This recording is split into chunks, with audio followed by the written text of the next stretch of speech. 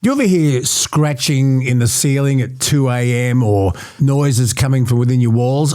Let me just tell you this. It's not the house settling and it's not your pipes.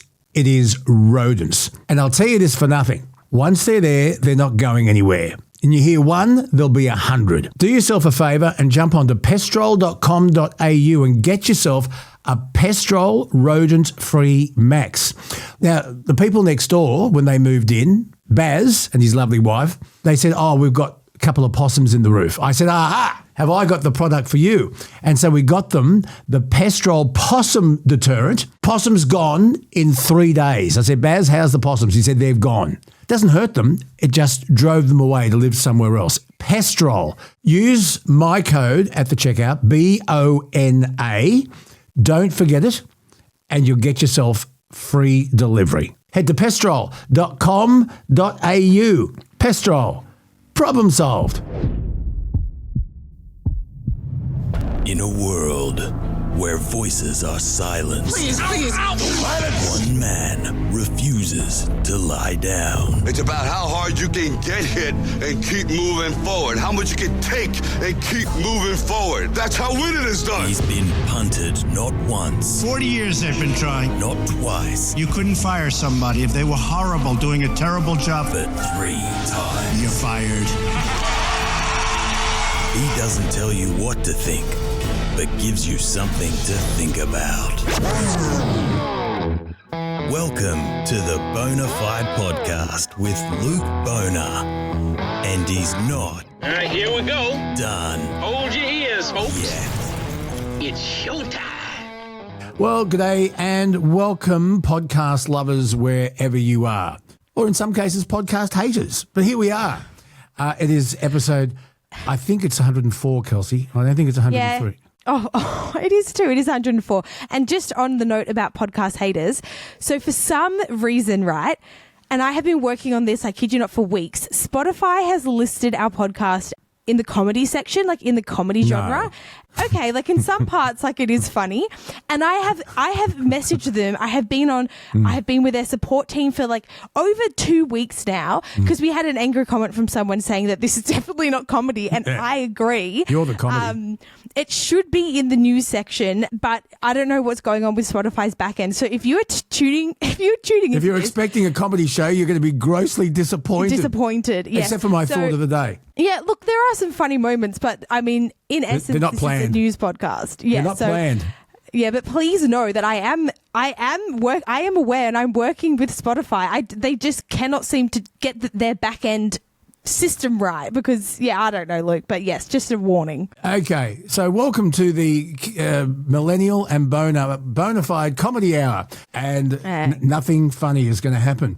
The merch store is open. The merch store is open. Links to that are in the description. And remember, if you can follow or subscribe to the show on whatever platform you're listening to us on, please do. It really does help us. It really does help us reach new audiences. And that goes a long way. So love you long time. We do. We all love you long time. And just a reminder that coming up on this Friday, the 8th of May, Make Day, is National Thank You Wave Day. Well, we've officially called it National Thank You Wave Day. And guess what? Wait, 1 second. On. Yeah, well, see, you wonder why Spotify thinks this is a comedy show. This is what happens. This is the woman that runs the podcast, the executive producer, the woman in charge, the boss, numero uno, and she doesn't even know what episode it is. And she's just run away. She's back. What happened? I'm back. We got in the mail. Yeah, show me. Some of This is where Spotify gets confused, Kelsey. I know. We got some of our stickers. Okay. So we're doing a live reaction. Okay. Hey. Wow. You see that? Don't be a wanker, be a thanker. They look good. They look great. Well done. Love it. All right. We'll be giving those away on Friday. So stay tuned for that. Stay tuned for that. Coming up, Truckee Tuesday with Rod Hannafy. Adam Shand. It's an interesting chat with Adam Shand. We started out talking about Ned Kelly. And the comparison between Ned Kelly's delusion and Desi Smith's delusion and their supporters who are delusional. But then we went on to something else that's very personal, and I wasn't expecting it, but I was honest. I put my heart in my sleeve. He asked me some very tricky questions about me and my background. And I could have stopped it. I could have said, I don't want to go down that path. But I went along with it and I checked with, have you run it past your mum? She would have run it past, or she would have heard it by the time this releases. Okay. All right. But just be warned, it wasn't planned. This was not a setup. I thought we were talking about Desi Freeman and Ned Kelly, and then Adam sort of went sideways and took me completely by surprise. But it was my choice to keep going, and we did. What did you make of it? I think it's a fantastic conversation. All right. And also a quick little chat with Rob McKnight. Yes, a little media catch-up. Kyle, Jackie O, what it means for radio, what it means for media, what it means for anybody who has suffered bullying in the workplace, and how to avoid making a $200 million corporate business stuff up. Why was Georgie Gardner? And why did she leave Channel 9? And a few other things with Rob McKnight, who hosts a fantastic program. His podcast is called McKnight Tonight. So that's coming up. We love the news. News. Something to think about. During the week, we talked about Jefferson Lewis, the 47-year-old, who has actually now been charged with the murder of that little 5-year-old girl. It's a terrible, terrible story. He is awarded the presumption of innocence until proven guilty. But what we saw go on was just amazing. This bloke was on the run for a little while. He was discovered by his Indigenous community and beaten within an inch of his life. He was taken to Alice Springs Hospital, and while he was in hospital, there were riots outside. A lot of anger in that community. Sadly, there was also a lot of looting. Anyway, it gained international headlines, but he has now officially been charged and he faces court later this week. I don't know. I can't presume, but I presume he'll be refused bail, but we'll find out. And then we wait for the court case. But what a sad, sad story. A poor defenceless little girl has lost her life. I know. Makes me sick. Luke, can I ask you, and I'm not sure, you probably, I don't know if you have the answer to this, because obviously in every Indigenous community, and how many nations are there? Like hundreds, right? There's different law, different customs, right? And lots of them obviously intermingle, but there is obviously, coming from the Indigenous community, a lot of people saying that he needs to be tried by, Indigenous law first, and let us practice our culture in this way. And of course the police are saying, well, no. So what is the punishment under Indigenous law? Is it... Well, there wasn't one punishment under one Indigenous law. There's lots of laws because there's not one Indigenous Aboriginal country. There were over 300 countries. My great-grandfather was involved in dishing out Indigenous punishment to his Indigenous community when he was in Burke. And basically the police turned a blind eye and said, well, you dish it out. And it goes back thousands of years, where you were tried by your elders and you were dished out a punishment that they said fitted the crime and fitted your status and fitted your age and fitness. But what was that punishment, though? Okay, if it was something very serious, like taking someone's life, you get speared. Like to death? Yeah. It depends on the country, Kelsey. This is a huge generalisation. Of course, yes. Okay, so yes, to death. If you took another man's wife, or if you cause somebody else great harm, you might be speared, but you might be given a day to get away. Right, and if you tried to cross one border into another, and those borders weren't marked like they are today, chances are the other mob in the other country would not accept you. So chances are you were gone. But it would depend on the crime. It would depend on what sex you were. It would depend on how fit you were. And the elders the elders dished out the punishment. The elders dished out the punishment, yep. Oh, it's tricky, right? Because for the community to heal, they need to feel like their cultural practices have been upheld. But obviously the police have a duty of care to every citizen of this country, and that's to not put them in harm's way. And if there is a good understanding that this person is going to be put in harm's way, regardless of how justified it is, I mean, you can see, I feel like this is going to cause a lot of tension. Yeah, but you can't have two laws. And we are all one nation. We all have to answer to common law.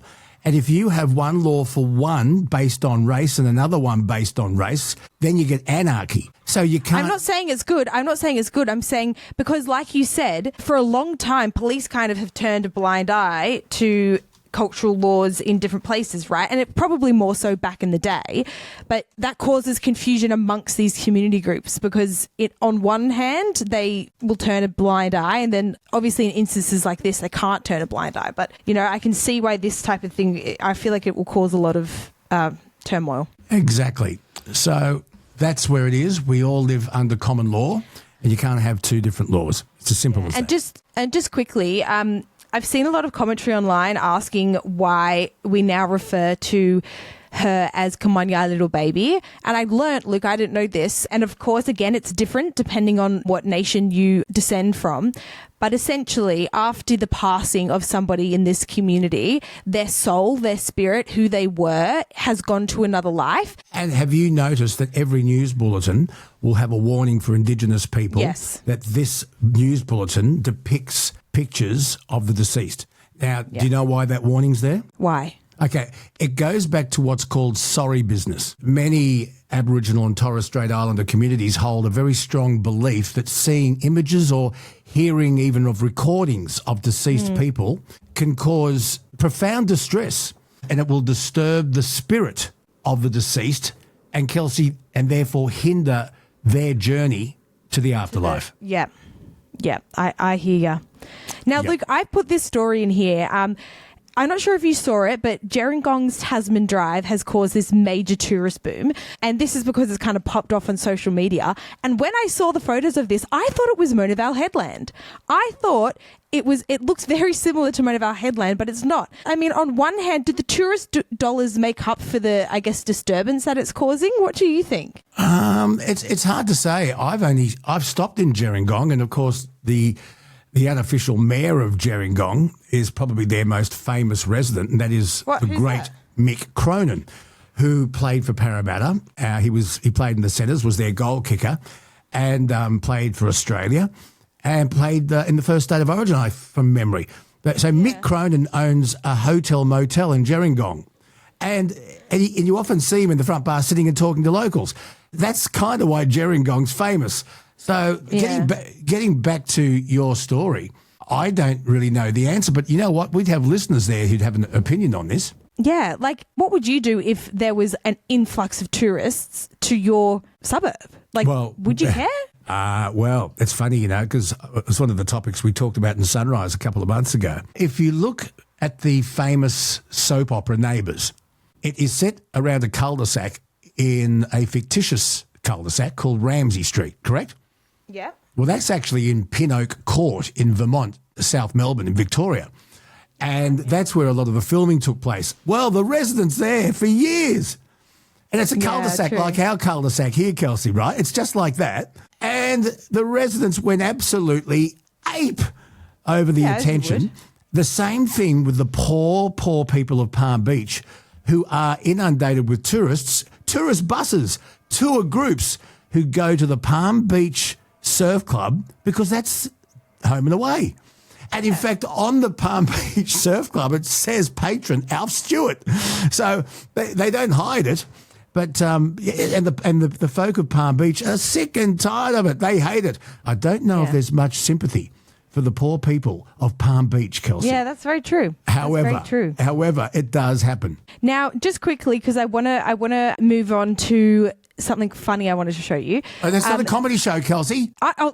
Sorry. Number one, maybe don't start. Maybe we are a comedy show. Number one, don't start talking about astrology, okay? Because everybody here has been talking about how you're letting the team down with your obsession with astrology, and don't start pretending this is a comedy show. It's a bloody serious show, Kelsey. Okay, well, a fuel spike is apparently coming. The cost of petrol and diesel is set to climb again in the coming weeks after Australia's regional oil prices hit a new wartime high, piling pressure on the federal government to extend its 26-cent cut to the fuel excise beyond the June 30 deadline. So we had a bit of relief there. Apparently that's not going to last long. Now, look, the top nominees for Wildlife Photo of the Year are out, and I just had to show you some of these. And this is comedy. We're back to comedy, are we? I know we are. Maybe no we wonder are there's confusion with Spotify, Kelsey. You keep muddying the waters. Okay, this is a serious show.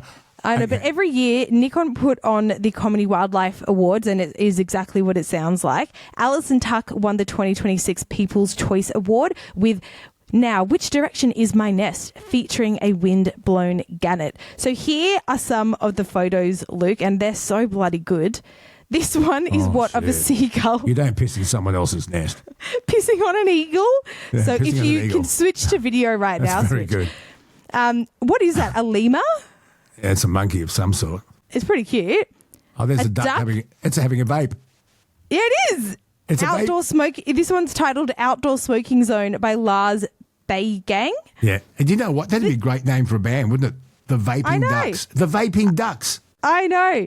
This one is called Battle Hug. What are these? Are these Komodo dragons? There could be Komodo, there could be Gugas. They're Goannas. giving each other. They're giving each other a little love hug. Yeah, very big love hug. Look at this one. I just can't wait to be king. This is a pride of pride of lions, and the lions. they're all showing their teeth like dogs No, do. they're when smiling for trying the to be camera. scary. No, they're trying to be scary, but it's not working. They're influencers, Kelsey. They're smiling for the camera. Now, this was the winner of the People's Choice Award. Now, which direction is my nest? This poor gannet got no idea what it's doing, got no idea where it's going. Poor thing. This one, welcome to the Zen Lemur yoga course. I really, really, really hope that you get some time and you can go look at these yourself. This one's a great one. Baptism of the Unwilling. A frog drowning another frog. It's very good. Yeah, get down, you bastard.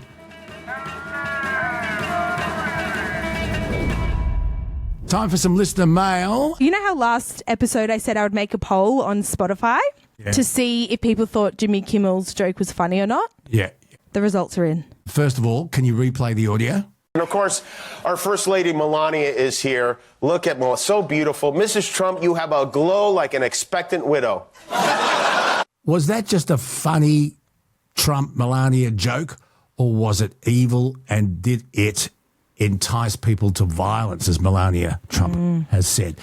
So, the votes are in. 66.6 say it's funny.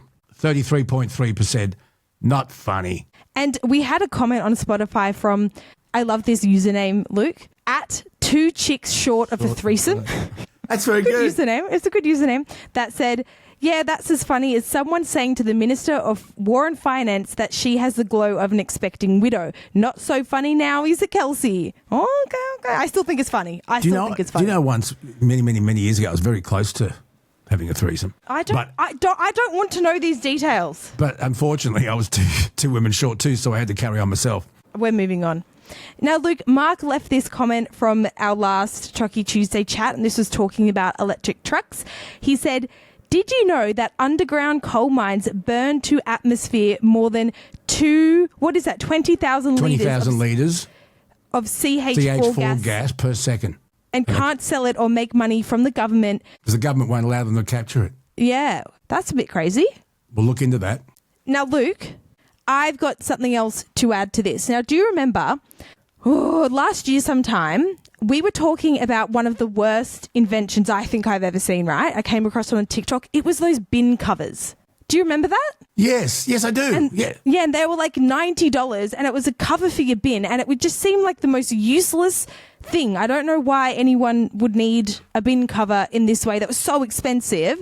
Now, I have come across another invention. Now, this one I actually think is very good, but it has divided a lot of opinion in the comments. I remember vividly growing up with buckets in the shower when we were going through drought. That's right. Yes, we all did. And Mum would put the buckets, she'd use it to water the garden. Yep. I thought this was the best gadget invention I had ever seen. Well, not ever seen, but I think this is a pretty good idea. It saves 5 litres of water in the first 30 seconds. Simply place over the drain, open the plug, and let the water run. Once the light over, close with your toe and place to the side. No ugly buckets in sight. When you're ready, easily carry around the house. No spills, no fuss, no mess. Best part, comes with a watering can attachment so you can easily water your plants. Sustainably produced and Australian owned. As someone that grew up with buckets in the shower, I think this is a brilliant idea. We wouldn't be able to use it when you come here for a shower. Why? It'd be full of your urine. Hey! You admitted to Granny Sue you wee in the shower. When did I do that? Well, go back a year. And we had doesn't Granny. everyone wee in the shower? At No, some point? see, there you are. You admit it. Not all the time. I feel like it's only like if you're desperate for a wee just before you jump in the shower, then whatever. But don't you reckon though that this is an actually great idea because it has divided a lot of opinion. Yeah, it's a good idea. It's a very good idea. Just don't put it in the shower when Kelsey's in there.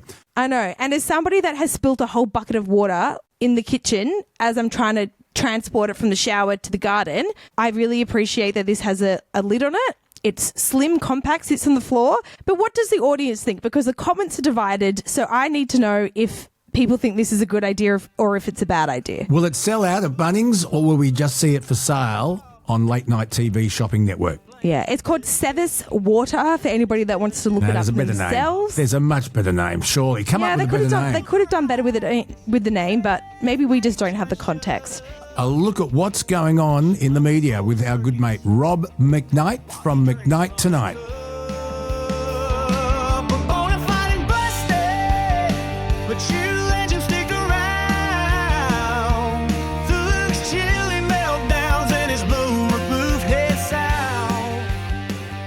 It's been a while since I've spoken to my mate Rob McKnight. McKnight Tonight is his podcast. You should see it. It is absolutely fantastic. And he's giving us a little bit of personal time here on Bonafide, and I'm happy to reciprocate. So, buddy, g'day and welcome to another Bonafide. And I'll say, great to be on McKnight Tonight. My friend, it's good to have you here. Yes, I plan to get you on McKnight Tonight to talk about the radio industry. There's just a few things happening there. So, but meanwhile, I'm happy to be here. Well, it is interesting, and it's a lot different industry to the industry I grew up with, and I saw it changing. I mean, I'm one of the lucky ones that saw us go from reel-to-reel Ampex tape and carts to play systems, or CD. If we went from records to CDs to play systems. And a completely different sort of management where once upon a time, management in radio really cared about the craft of radio and the industry that is radio. And, of course, that couldn't stay. It's a big business now, and I see a lot of changes, and I don't know how I feel about them. But the whole Kyle and Jackie O thing has everyone in the radio industry intrigued, but it has people in charge of corporate business intrigued at some of the decisions of ARN, particularly the $200 million deal over 10 years. That was just ludicrous. But anyone that runs a corporate industry is looking at the HR involvement and the managerial decisions that have been made along the way to get to this stage. Would you agree? Absolutely. It's going to be fascinating to see how this case ends up resolving itself, because you've got two different cases, obviously. You've got Kyle, who says, I did nothing wrong. I did nothing outside what I always do, which you've employed me to do. Yep, I am over the top. I am this character, but you've allowed that to take place. You took me off the air to save some cash. I want my money and I want back on the air. Meanwhile, you've got Jackie, who seems to have accepted the fact that she's been terminated and wants the payout. Now, what's really interesting about this for me is that imagine you're Kyle. Now, whether you like him or not, you've had a friendship with someone for over 2 decades. And then all of a sudden you're reading this stuff of how she felt you were bullying her, that she didn't want to work with you. And it's come from your perspective, from Kyle's perspective, it's come out of nowhere. Like he's literally, they might have been drifting apart. They might have been heading in different directions a little bit. But I just don't think he was prepared for what she has been saying about him, because judging by all the documents, and I've gone through them, no one ever went to Kyle and said, there is a problem here. Yeah. And she says that she's had on-the-record meetings with management saying, I can't do this anymore.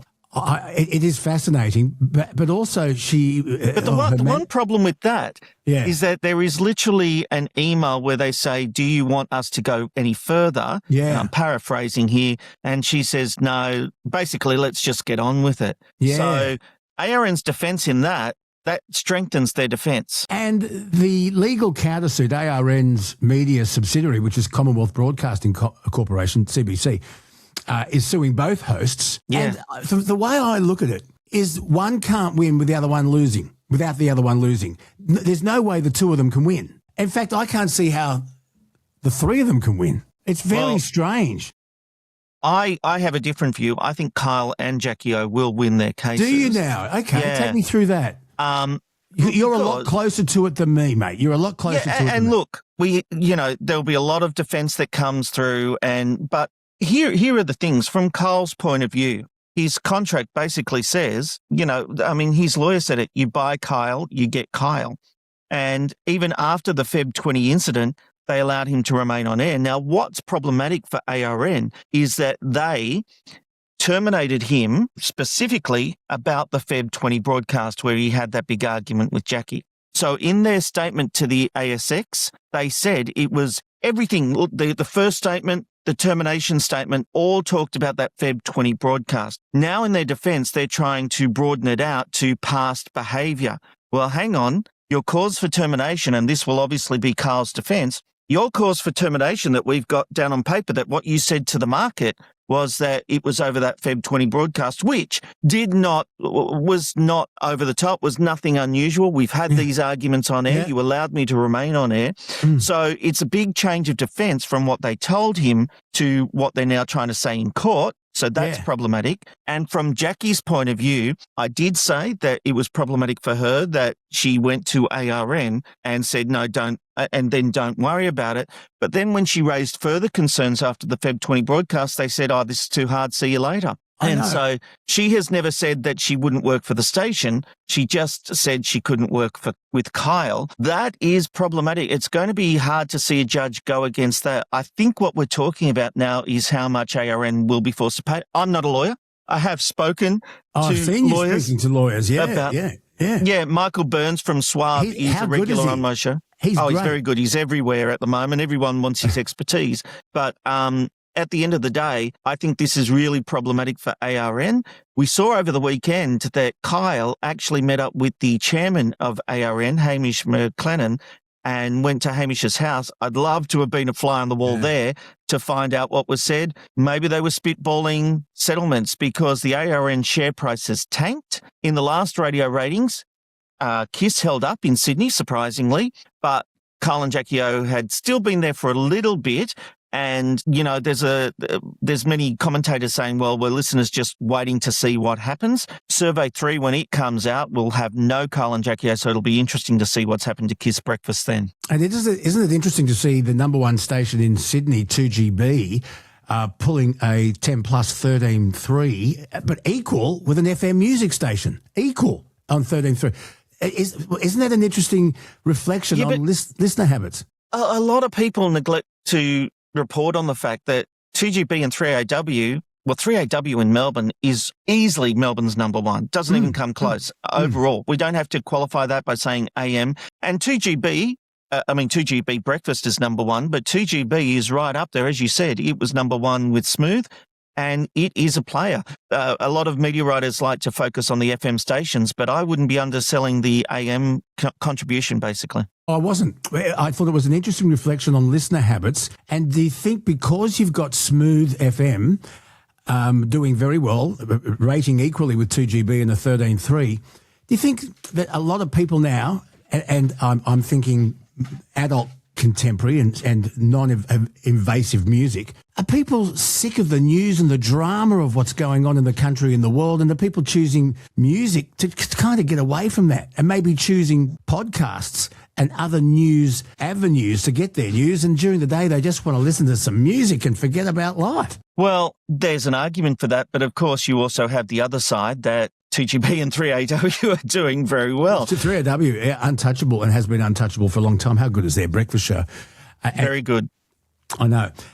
Just getting back to Kyle, I saw this publicity stunt on one of his social medias, the free-to-air news replayed it, shush, don't tell anyone, but I've got a big project coming up. I can't tell you too much. It's a teaser. It's what we call a hook. Do you know what that is? What I do know is that nothing is locked in at the moment, but he's certainly looking at his options. So there's no doubt Kyle wants back on the air in one way or another. He's very expensive. Obviously, his price would come down from the 10 million, but the question is, would Today FM take him? Now, they were doing a major play for Kyle and Jackie O. That's why they got the $10 million a year contract each, because Southern Cross Austereo were trying to get them back to Today FM because the station has never recovered from when they left. But the question is, after everything that's gone through, would they still be willing to do that? Is there a home for Carl on commercial radio in this country, especially when you've got the mad effing witches trying to target advertisers that advertise with Carl? So it would make sense that the next stage for him is a subscription type service. But I can tell you that, as I said, nothing locked in. I know that for a fact, but they're working on it. It's funny because I was at the Southern Cross Oz Stereo building when Rove left, and I think it was Laura Bingle that was co-hosting with him. I could be wrong. Was it Where the Bloody Hell Was it Laura? Anyway, it was Rove McManus, and it failed dismally after Carl, and it was just a procession line of different breakfast presenters. And I'm yes, today, wasn't it the lady from the Bachelorette I could have been. or the Bachelor? See, I've forgotten, you see. But I remember it was Rove, and I remember when I first went in there to do some photos and some promos, and I went upstairs to the Today FM floor, and there was a lovely young girl introduced herself. She said, "Oh, hi, I'm Rove's executive producer." And I said inside my head, "Oh, you won't be here for long." and I think it was about 3 weeks later they went. But what I'm saying is the procession of breakfast presenters that Today FM employed, for the money they spent on them all, they could have kept Kyle and Jackie O. But they didn't want to. You've got to remember, they told Kyle and Jackie O, you're lucky if you've got 2 years left in you. We need to look at the transition to a new team. Yeah. And that's when Kyle and Jackie O went, no, we think we've got a lot more than 2 years left. And they in were us. right. And that's why they went into ARN, did a deal and created the KISS brand. That was a bad decision. And it was almost, remember at the time, Today FM seemed happy to have gotten rid of them. Remember they actually did a campaign, the Happy song, because happy and it was almost like the station were celebrating the fact Carl and Jackie O had left. Obviously, they weren't celebrating for long when the ratings went with them. And that was a case of executives thinking the brand was bigger than the personalities. Yeah, it's funny, because I was at 2GB when Alan Jones came over from 2UE. Mm-hmm. March the 4th, I remember it. Anyway, so when Alan finally came over, he had to wait until his contract with Harry and Miller had finished, and then he could negotiate with Singer. And everyone at 2UE were jumping up and down. Yep. They were singing in the hallways. They were high-fiving. 2UE never recovered.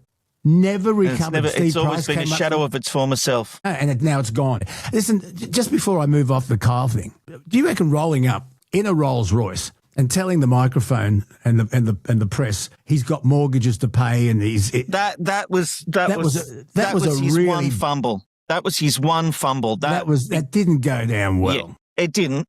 Kyle can come out in his Rolls Royce. He can do all that kind of stuff, but don't complain about money problems. Even if he legitimately has them, like we all think, how can you be earning $10 million a year and have money problems? Well, I guess you live to the lifestyle of your income, right? So maybe he is thinking about how he pays the mortgage, but we don't want to hear that.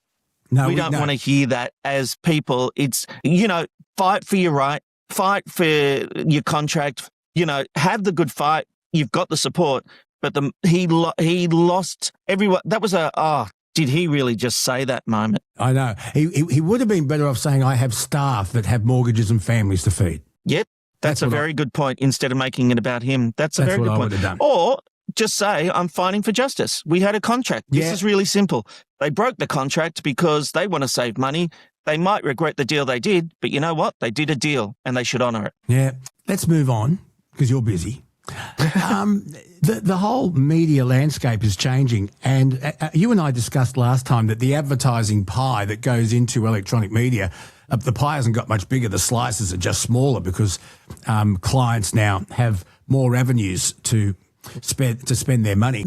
And Channel 9 getting rid of people, Channel 7. There's been a lot of talk about Georgie Gardner. Now, I don't know Georgie, but she's been with Channel 9 a long time, and we used to watch her on the Today Show. And there are all sorts of rumours as to why she's left. And did she get a $600,000 handshake? What's the story there? Why did she leave? It was her decision. Now, having said that, my sources at 9 say they hadn't even begun contract negotiations. It was at the end of the year. They hadn't even been talking to her about it, but it's likely she would have been asked to take a big haircut or, maybe not renewed. Georgie might have seen the writing on the wall and decided to go. They let her out of her contract early. This was not a sacking, though. This was absolutely, it is sworn to me that this was a decision Georgie made. Was it because of Carl? I'm just reading the bullshit that goes on in social media. Some of the experts are saying that she couldn't get on with Carl Stefanovic. She's never gotten on with Carl. But they don't see each other. Does that go back to the Uber ride with Carl and his brother? No, it goes back further than that. Explain what I'm talking about. Yeah, so the Uber ride was when Carl was on the phone to his brother Pete and the Uber driver overheard the conversation. Now, it was initially reported that the Uber driver recorded the conversation, but that's illegal in New South Wales. So the Uber driver remembered the conversation and wrote it down. And that's when he was co-hosting with Georgie, and he basically criticised her, saying she needs to open up more. The tensions between the two go back further than that when she was the newsreader on the Today Show, because he's Carl and he would make jokes and prod her, and push her limits, basically. And she would often complain about that. And so there's always been a tension there. The idea of pairing those two up was never, ever going to work. Then Georgie Gardner is a brilliant solo reader. I'm not sure she works well as a co-host. She just does her own thing. She's flawless when she presents the news. But ultimately here, it was her decision to go. Yeah, okay. Oh, tell me, what's happening in your world? We want a Rob McKnight headline, and we can use this as a teaser to your next episode.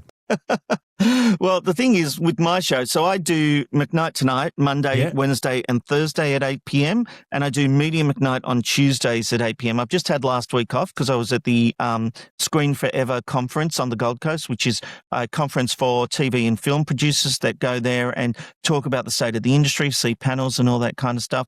So Media McKnight returns tomorrow, and then we're back with McKnight Tonight. And it's me just doing what I usually do. I talk hot topics. I give my State of the Union on everything. Yeah, and the thing about me is that I'm not an echo chamber. So I'm not hard right or hard left. I'm pretty much a centrist. So if Labor or Libs or Nats do something good or bad, I will call them out either way. I get a lot of my viewers disagreeing with me at times, but I take live feedback and people take part in the conversation. So I give my take and then I look at what the viewers are saying. And so I think there's a joy in doing that, from doing live radio, that audience interaction cannot be beaten. And so that's why I go live with the show. But basically, I'm just at the moment trying to do my own thing, create an empire, which You're doing very well. I tell you, just one thing I'm going to keep a very close eye on, and that Shari Markson from Sky News has revealed that at the suppression order was lifted at midnight on allegedly Channel 9 paying a witness with the Ben Roberts-Smith case who had access to confidential legal emails outlining their legal strategy. Yes. To Nick McKenzie. Yeah. And the allegation is that Channel 9 paid a $700,000 hush fee to that witness. And they have recordings of Nick McKenzie saying, I'm going to be under scrutiny here. I'm in a lot of trouble, et cetera, et cetera. Channel 9 tried to suppress it for 50 years, but that suppression order has now been lifted. That's going to be fascinating to watch. How the hell do you find an untainted jury in this Ben Roberts-Smith case? Jesus. Well, that's going to be hard. And I actually had an exclusive interview. I was the first to interview Heston Russell. I saw it. I sent you a text. You did. I said, what a great get. It was great. Yeah, and that was immediately after Ben Roberts-Smith was arrested. And it was interesting listening to Heston Russell defend Ben Roberts-Smith and what goes on in war. And it's interesting. He's now done a few other interviews, but that was his first initial gut reaction. And it's interesting that Ben Roberts-Smith has a lot of support from anyone who's served. I sit there and say, well, the law's the law. And I said to Heston, I think you might disagree with me on some things.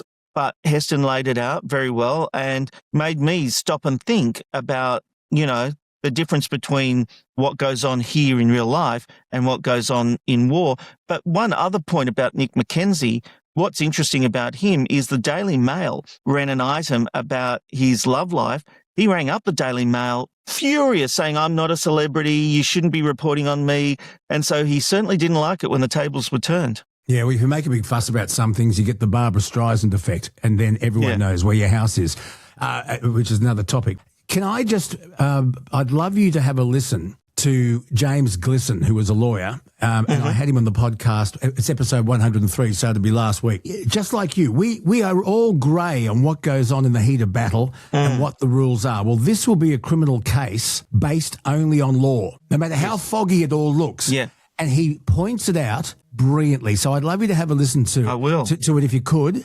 It's on the last episode, and it's James Glisson, who was a police officer in uniform for 3 years, but while he was in uniform, he studied law. He then became a police prosecutor. Now he's a defence lawyer, Glisson and Associates. Right. And the way he explains it, it's so good. I mean, extraterritorial jurisdiction and the Geneva Convention and the Australian Commonwealth Code of Conduct. And I said to him, would it be better if someone who served in the military be on that jury? He said, no, I think it's probably a good thing not, because then you get to see it with clear air and not be fogged by what you think is right or wrong and what should go on the battlefield. It's a fascinating conversation, and I bet you'll enjoy it. Okay, I'll take a look. It's interesting. After my Heston Russell interview, someone sent me a comment on X, and they said, when it comes to war, all bets are off. And I said, well, hang on, don't we complain about how our prisoners of war were treated in World War II?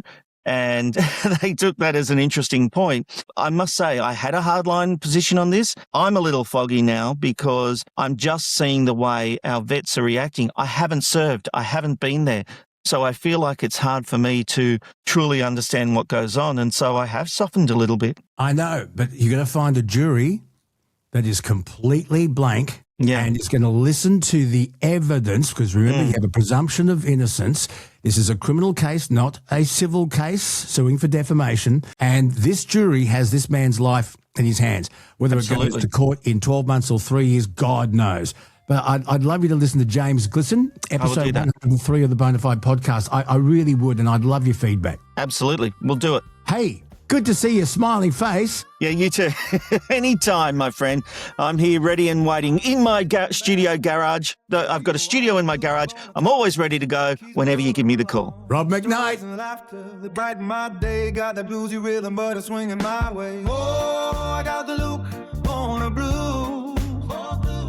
But they're the kind that chase. One of our regular guests here on the Bonafide podcast is a very good mate of mine. He is the best crime reporter, journalist in the land. His name is Adam Shand, and from the True Crime Podcast, and he joins me again now, hat and all.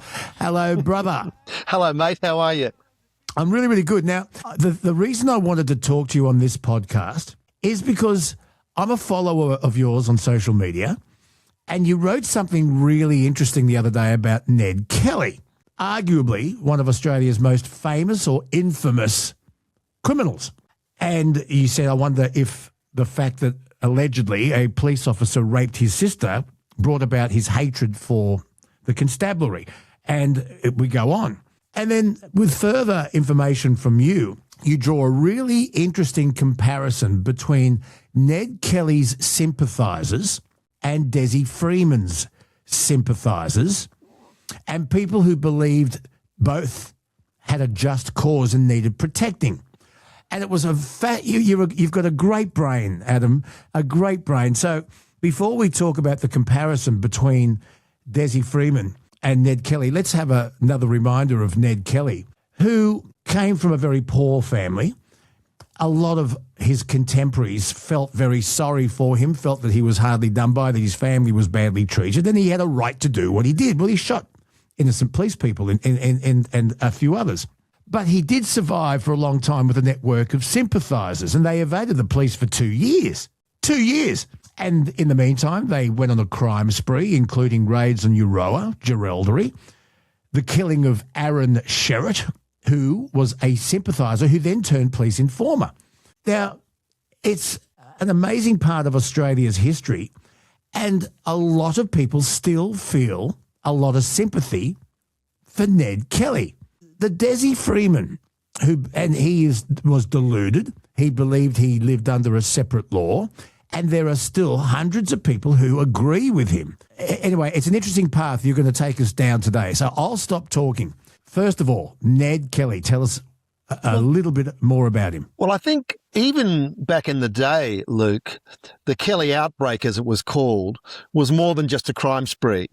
It was a genuine rebellion of his family and a lot of sympathisers who felt that the yoke of English tyranny, as Ned called it in the Wiradjuri letter, was choking the aspirations of ordinary people.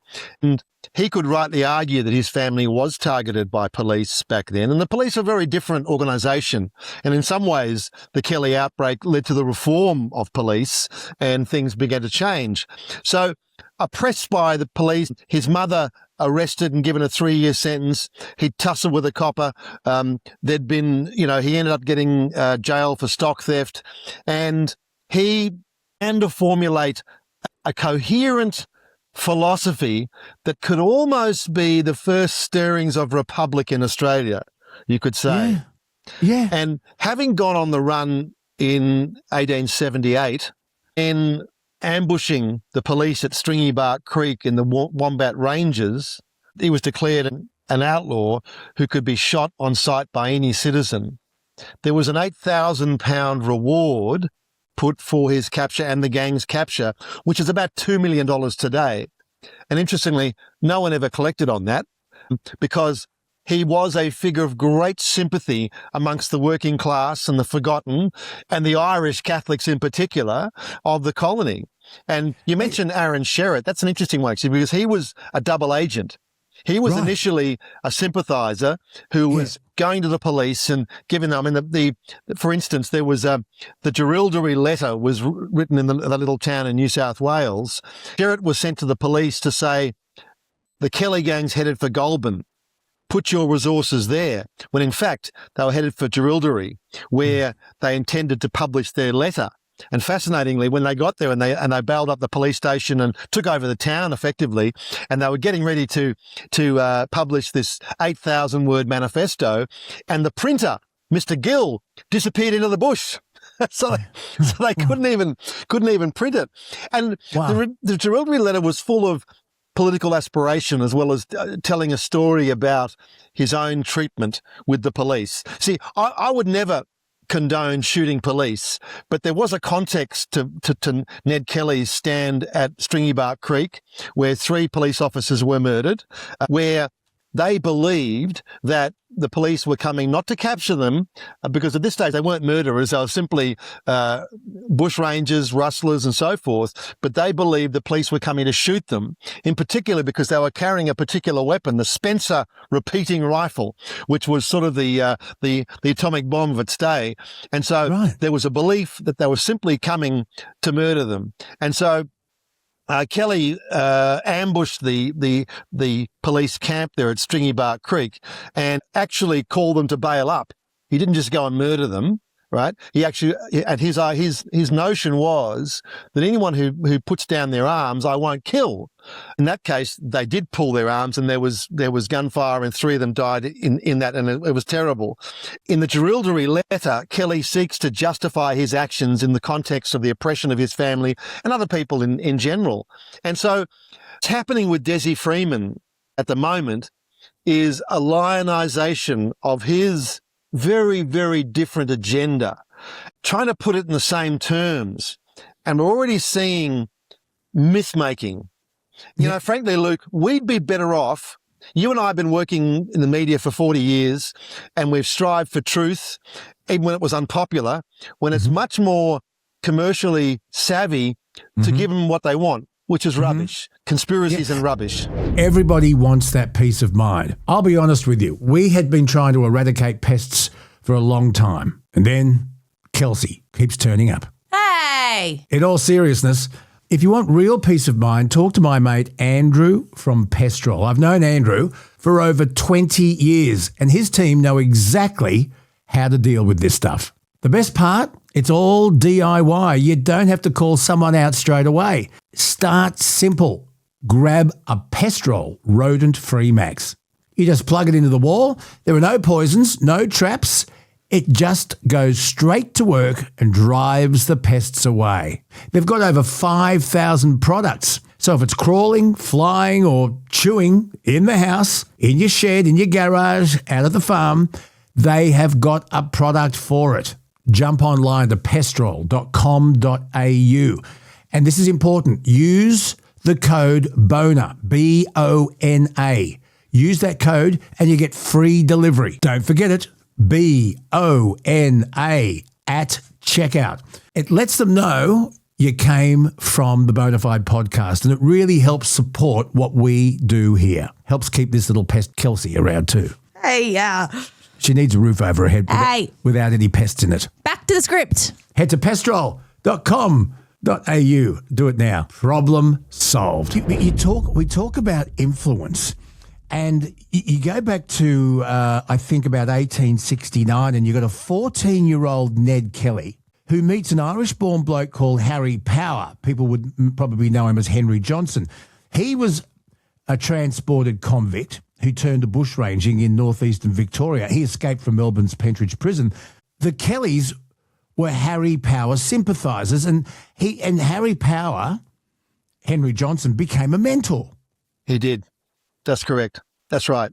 You know, there was a lot of bushranging going on, and there was a lot of sympathy for those guys out there. And because I wanted to ask you about, we have this romantic thing about how Australia's bushrangers somehow deserve to do what they did. And you just think off the top of your head, number one, Ned Kelly, but Ben Hall, Captain Thunderbolt, Frank Gardner, Mad Dog Morgan, Captain Moonlight, Andrew Scott.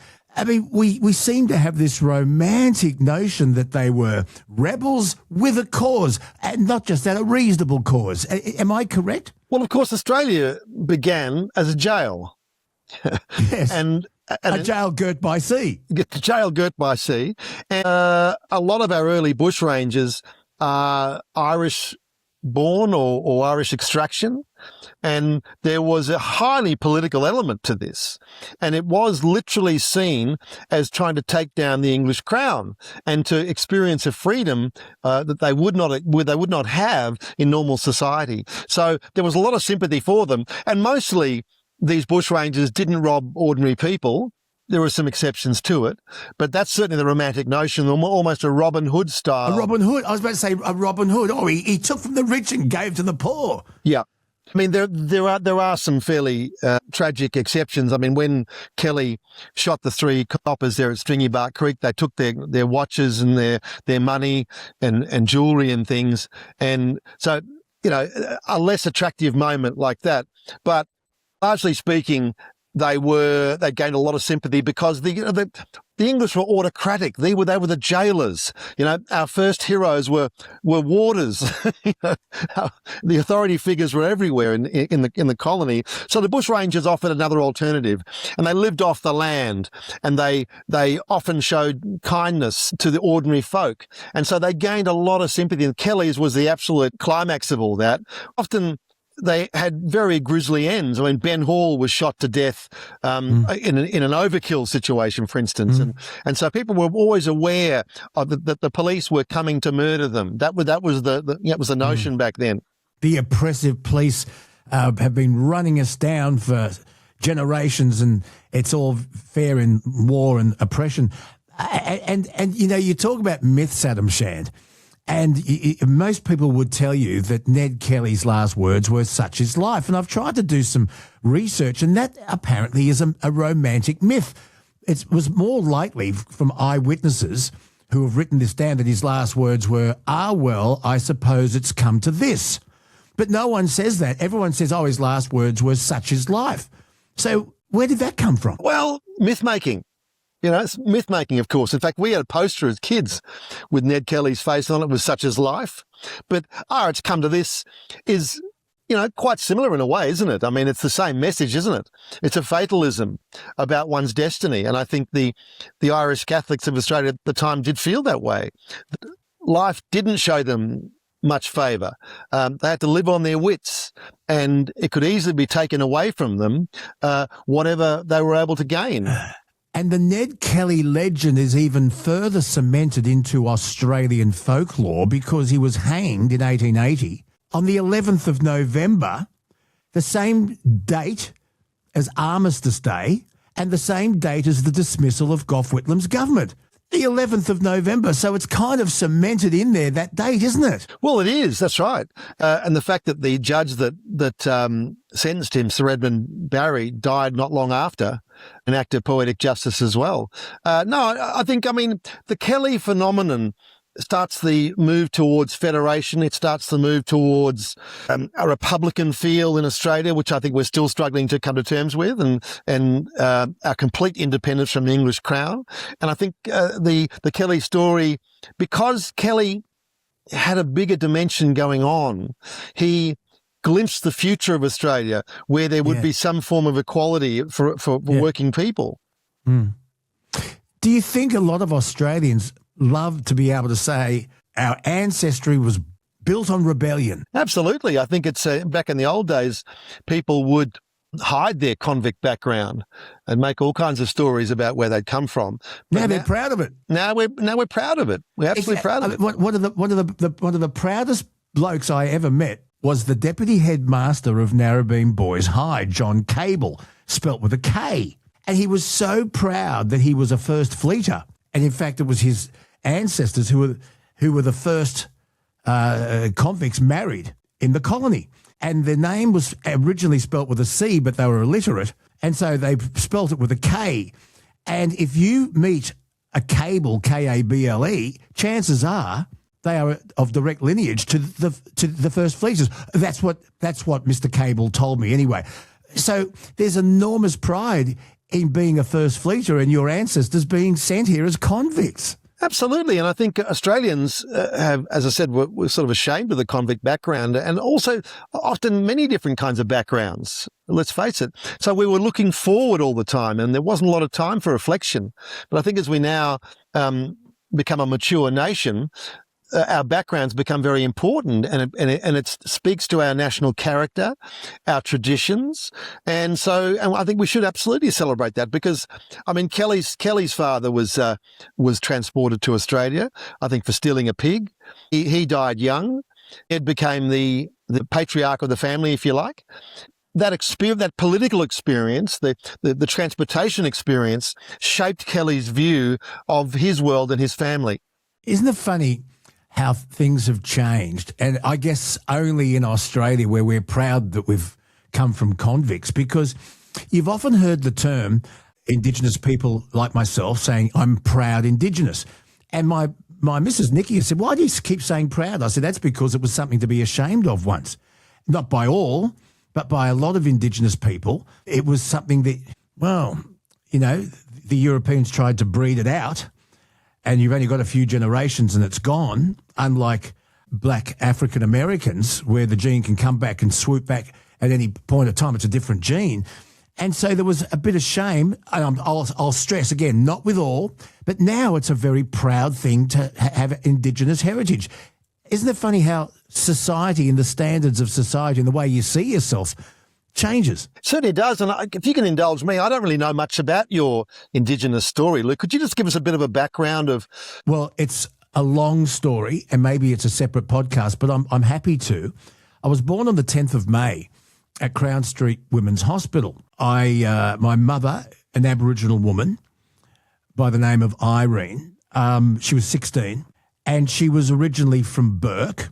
They moved to Dubbo, to the mission, from the mission in Bourke to the mission in Dubbo. By the way, that mission in Dubbo, I've been there many times. It's on the Macquarie River at a place called Terramungamine, where my grandparents were married. It was in a floodplain. Anyway, so she had an affair with a bloke she was deeply in love with. Unfortunately, he was engaged to her cousin.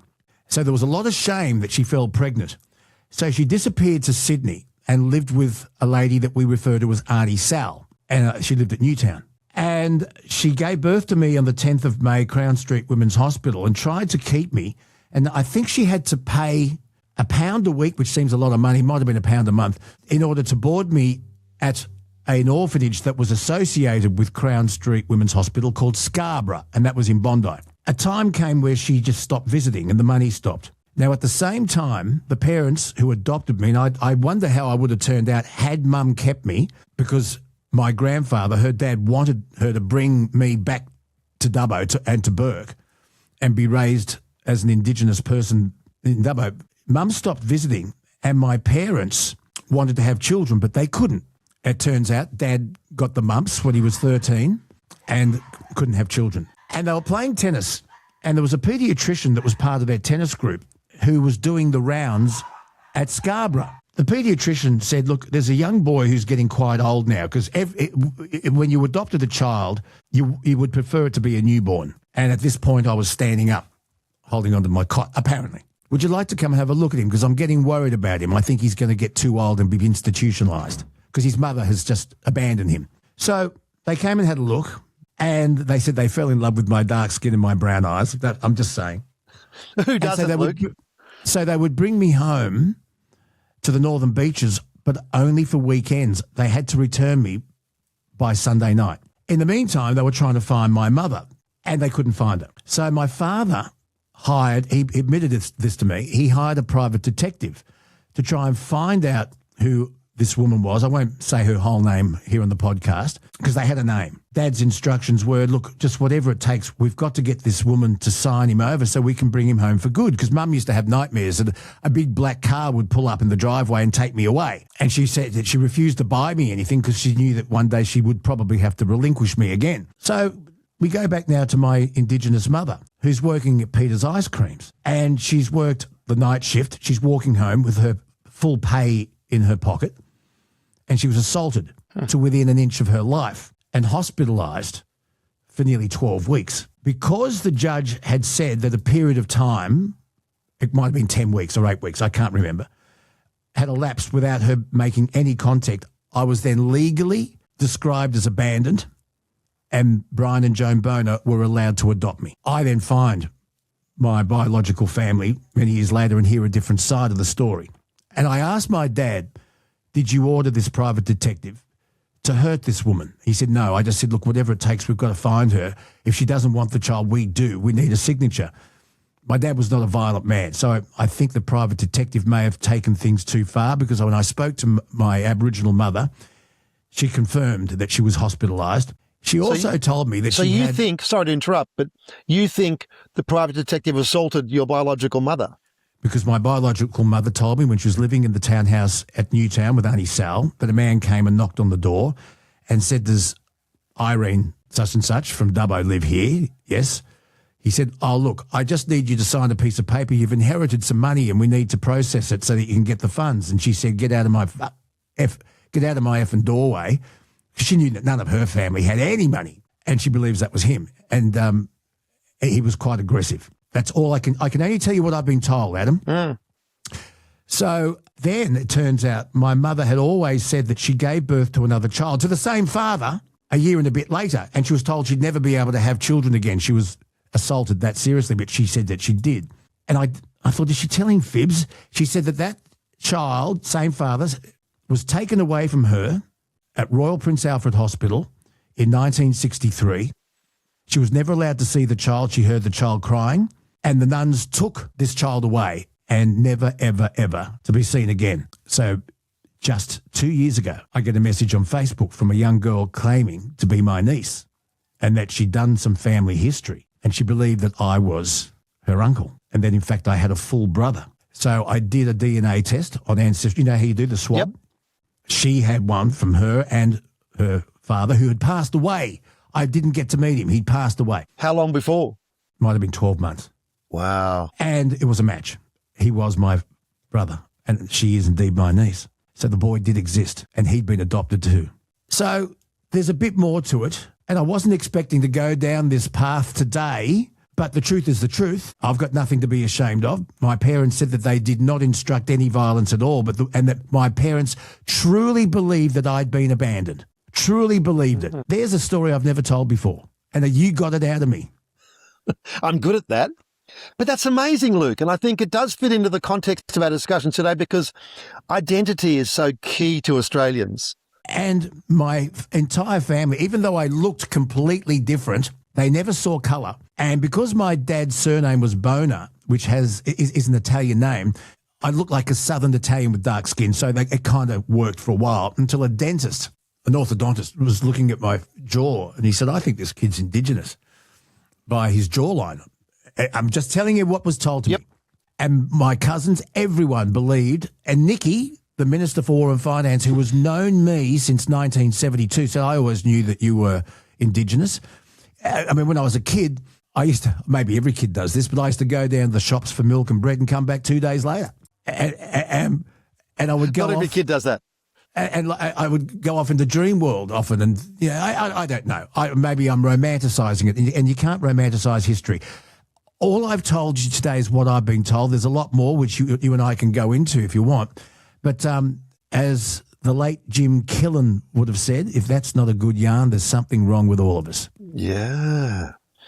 And I think that, I mean, my kids, their mother's African, right? So they're mixed race. And they have always had this sense of being the other. And sometimes not white enough to be accepted by the whites, not black enough to be accepted by black people. I think you must have gone through some of that feeling as well, and establishing an identity which was yours and unique. And I think my daughter, what did my daughter call it? The third race nation, I think she called it, which is like the mixed race people. And rather than feeling pushed and pulled between these two worlds, they're finding a place in between. And I've never been able to articulate that, but they, through their experience, have had to live with that otherness and find a way to, to live with that and feel a strong identity. And you've obviously gone, I had no idea. This is fascinating. Well, I'm recognised Wiradjuri because I spent a lot of time in Bathurst, 1984 to November 1999. I have done as much as I can to understand the culture that my family had and grew up with, and it's fascinating, absolutely fascinating. In fact, Kelsey can insert here a picture of my grandfather, who was a drover, and you'll see this face, it's unbelievable. And I wish I'd met him. But a lot of people say, well, Luke, you're an Indigenous, and I do identify as Indigenous. I can't change that, and I definitely feel Indigenous, but I can't. I shy away when people in the media ask me to speak on behalf of Aboriginal people because I can't. I didn't grow up with the culture. Jacinta Price grew up with the culture.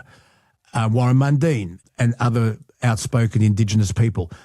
I feel that because I was given the so-called privileged white background, and don't get me wrong, I'm so glad that I had the education, the housing, and lived on the banks of Narrabeen Lake and grew up where I did. I am delighted, and I wonder how Luke Boner might have turned out if he'd been taken as a child back to the mission and would have grown up there. I wonder. Sliding windows. I don't know the answer. Yeah, that is fascinating. I did a podcast recently. A lady approached me, Indigenous lady, and she talked about her mother, Daphne Sansbury, having been murdered on the mission, or actually she'd come from the mission in Adelaide, been murdered in Adelaide.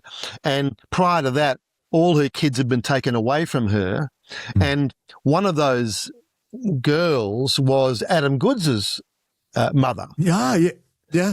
And the sort of this family is separated, and all the kids, some went with the Indigenous family, some stayed on the mission, others went to white families. And there was just this yearning in this pool. And the lady who approached me told the story of being with a white family and being very grateful for that, getting good education, becoming a nurse, having all the opportunities, but missing that Indigenous link and wanting to go out to the mission, Point Pierce, to find her mother, and had turned back 2 or 3 times because she felt she was betraying her white family. When she finally plucked up the courage to get there, she discovered her mother had been murdered. And wow. Yeah. And it was my privilege to get them all together at Horsham. The family hadn't been together for many years. Got them all together in Horsham, had a day of telling stories about their grandmother. And I was finding information about how she was murdered. The guy was never jailed, unfortunately. And so there was a lack of justice there. But I think these questions of identity are becoming more and more important to Australians of all backgrounds. And I think it's tremendous. Maybe we can do this on another chat. Look, let's just chat today because I'm talking to a great friend. And I've never talked about this before at this length, so, God, you are good. Maybe we can talk about the adoption issue, the fact that when I found my biological family, I was living in Bathurst, and so Dubbo's just 2 and a bit hours further west, and it was easy to get there. And I spent a lot of time with them and trying to learn what their life was like and what they're going through and what growing up in Burke was like, and having and when I arrived and I met the family after much preparation and many phone calls, for me it was an unbelievably spiritually uplifting thing to see people that looked like me for the first time. Does that make any sense? Of course it does. And spoke kind of like me and thought like me. And we had a big reunion in Dubbo, and I had lots of photos. And I rang my mum and dad, Brian and Joan Boner, and told them that I'd found my biological mother in the family, and that I'd been to... And my father said, you know what, I don't mind at all. I always knew you'd go on this journey, but my mother was devastated. She felt betrayed. And Dad said, well, maybe you could have told us that you were searching. And I said, yes, but if I'd come up with a duck egg, if I'd come up with nothing, there would have been nothing to talk about, and I could have saved Mum all that angst. I told you when I knew something. And I came down from Bathurst to Sydney and I had photos. My dad was fascinated. Mum left the house. Really? And stayed the night at my godmother's, Auntie Pat's.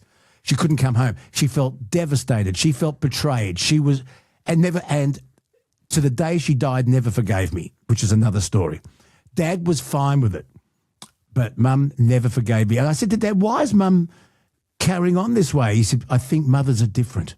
Interesting comment. Anyway. Well, let's drill into this a little bit. What was the source of her shame or anger? What was it? She felt betrayed, that I felt the need to find another family. But even though she knew that was your background. Yep. And how did it affect your relationship with her? Well, Dad also said, I think maybe if your biological mother had passed and you found your biological father, things might be different. But it was your biological mother that you found, and maybe that added to it. Shandy, I don't know. I'm just telling you. But it was very upsetting for Mum. Dad was fine. And it's something you still carry to this day because she never forgave you. I mean... Never forgave me. And in fact, when she passed away nearly 2 years ago, I was written out of the will. Wow. How does that make you feel? It still cuts, because she was a tough woman to live with, very demanding, which I'm grateful for because she raised my bar very high, and I inherited a great work ethic from both Mum and Dad. But when you finally find out, when your mother's passed, and I did everything I could to try and impress her, when you finally find out that that's how she really thought of me, I probably need help with it, because it cuts. I'm sure it does, Luke. I've had no idea about this. And did you try to talk to her in the later years? I mean, it's a feeling like you needed to fit a particular image for your mother's happiness. You didn't fit that, therefore you were cast out, and you had no control over that. Yeah. Well, it's a tangled web, but that's the story. 2 years after her passing, do you find it within yourself to forgive her? It's easier now. I guess it's about understanding. She was she didn't have many friends. She had sycophants, and everything she did in business was unbelievable. I mean, she was the editor of Flair magazine. She was fashion director for John J. Hilton, Martin and Savage. She was the chairman of the Australian Music Marketing Board. Everything she attempted professionally, she rose to the top. Unbelievably successful in business. In fact, so successful, people would say, oh, she's got to be sleeping with the boss, because only few strong women back in that day reached the heights of professional success that she did. However, she was a very, very strong woman, but she was a shit mum. I'll say that. Maybe we should cut that, because you shouldn't speak ill of the dead. There's an old saying, if you haven't got something positive to say about someone who's passed, don't say anything at all. But she was very hard to live with, really hard to live with. Well, I hope you don't cut that, because I think it's a genuine expression of your feelings. Well, I don't want people to think my mother didn't do what yours did. But I don't want people to think I'm ungrateful to this wonderful life that I was given by Brian and Joan. Really, you're not ungrateful, Luke. The way you deal with your children, the way you conduct yourself in the media, there's a great well of gratitude and a tremendous, she should have been, I hope she was very proud of you for what you've achieved, because you've touched millions of lives. And maybe that treatment of you spurred you to the achievements that you've made. So you can thank her on one level for being a less than perfect mother, because it may have helped in some way. But I think still let's be true about what happened. And there are things in my family we could do another whole podcast on, where, you know, my brother's gay, and he suffered a lot, even in the will. I'm not going to go into that. And these things do cut very deep. I think we have to understand the context of our families. And back to that earlier point about the certain shame and so forth. I mean, I had another experience where my cousin's in a same-sex relationship with her partner, female, and they had 2 kids to a sperm donor, psychiatrist, lovely guy. They actually never met him. He's anonymous. They just knew he was a psychiatrist. And one of the girls at about age 14 decided she wanted to find out who he was. So she goes on Ancestry DNA, puts the sample there, and matches with a friend of mine from Sydney who had grown up in an adoptive family. Yeah. And she'd also tried to seek her birth father. And she went on that, and she matched with my second cousin, my cousin's daughters. And I said, you're either related to the sperm donor or us. And the only way we're going to find out is if I do my test as well. And sure enough, we came up as first cousins. And then it was a detective story to find out how he come to be related to us. And it turned out that my dad's younger brother, his fiance was away overseas, and he was in Canberra on his own. He met this nurse, and they had a little fling, and this baby was the product of that. And so she'd gone for decades and decades thinking she was one thing when she was actually another. And the confession here that I've never said on air, I actually pashed this girl when I was about 12. So your cousin? 13. Yeah, my cousin. Didn't know. Kissing Jeez, cousin. Your new nickname is Jerry Lee Lewis. Jesus. But these questions of identity, questions of who we are, where we come from. Who are we? Do you have a story that you'd like to share? Email us, lukebonerradioguy@gmail.com. Leave us a voice message or contact Shandy. Shandy would love to talk to you as well. How do people contact you? Well, adamshandwriter@gmail.com. Or just go to The Real Crime with Adam Shand on Spotify and have a listen to him. Any correspondence for you that we get, I will pass on, and vice versa.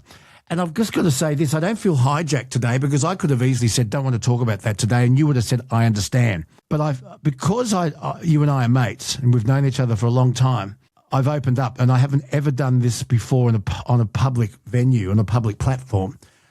And so there it is. I think that's one of those classic Australian stories, like the ABC show, the Australian Story. I mean, I can see someone picking this up. There'll be a call from a producer after this goes to air, because it's in some ways tragic, but it's also a triumph over tragedy and history, that you are who you are today. And I do glory in the love you and your family have for each other. The recent wedding up in Indonesia, wish I was there, things like that. And I think these are great, joyful, what was that Charles Bukowski, he said, you can't beat death, but occasionally you're going to beat death in life, and you go for the light.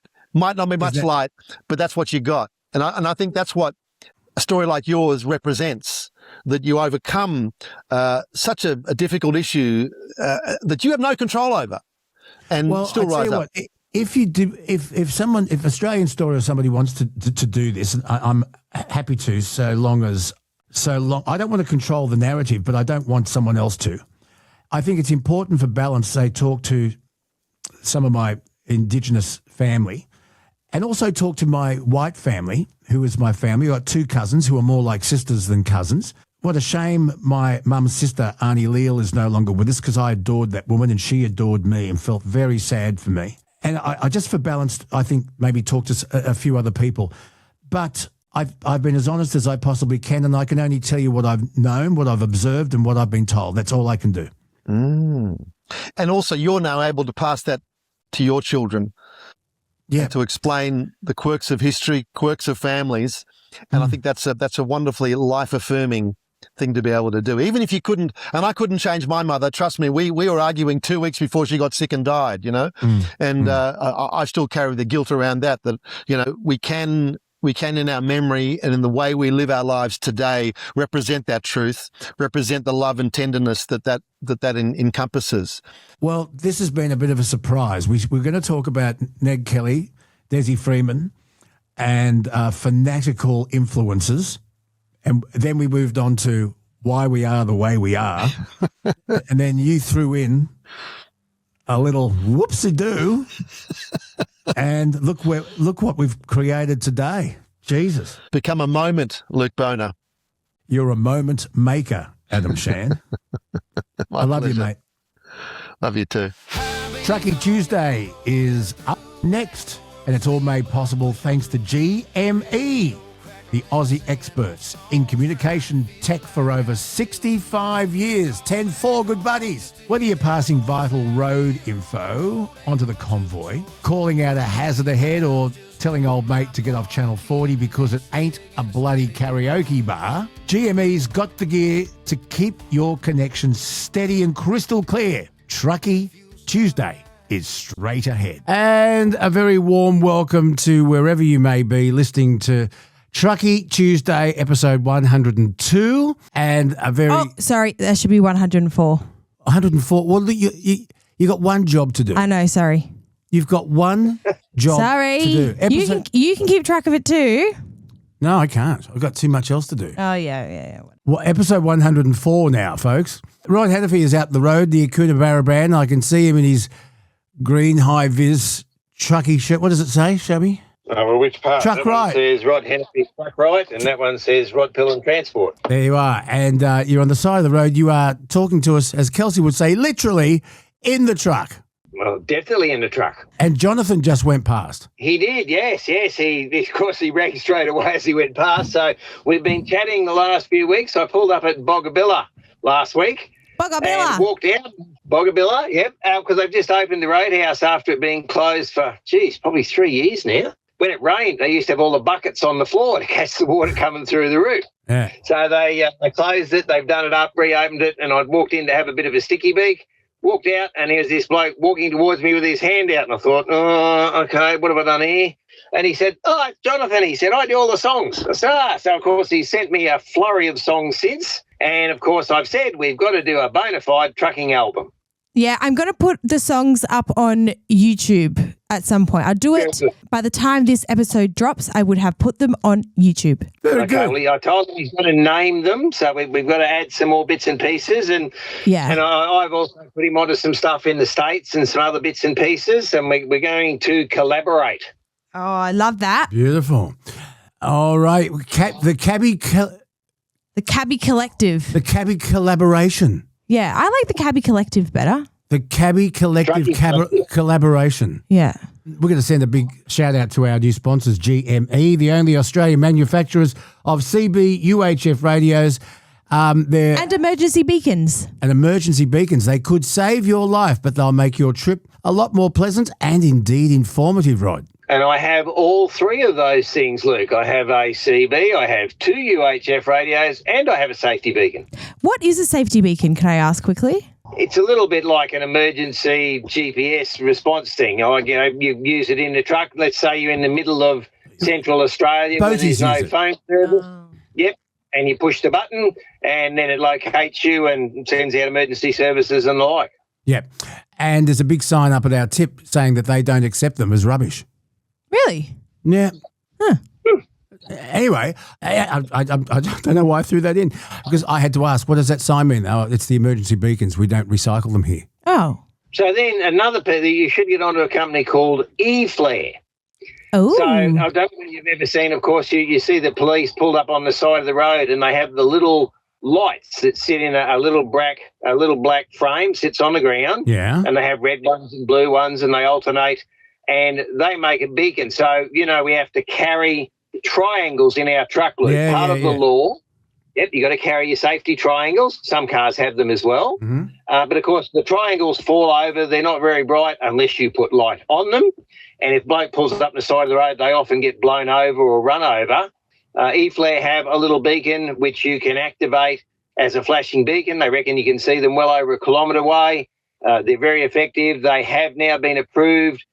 They do have a little triangle that sits inside your triangle. and it has a flashing light on it.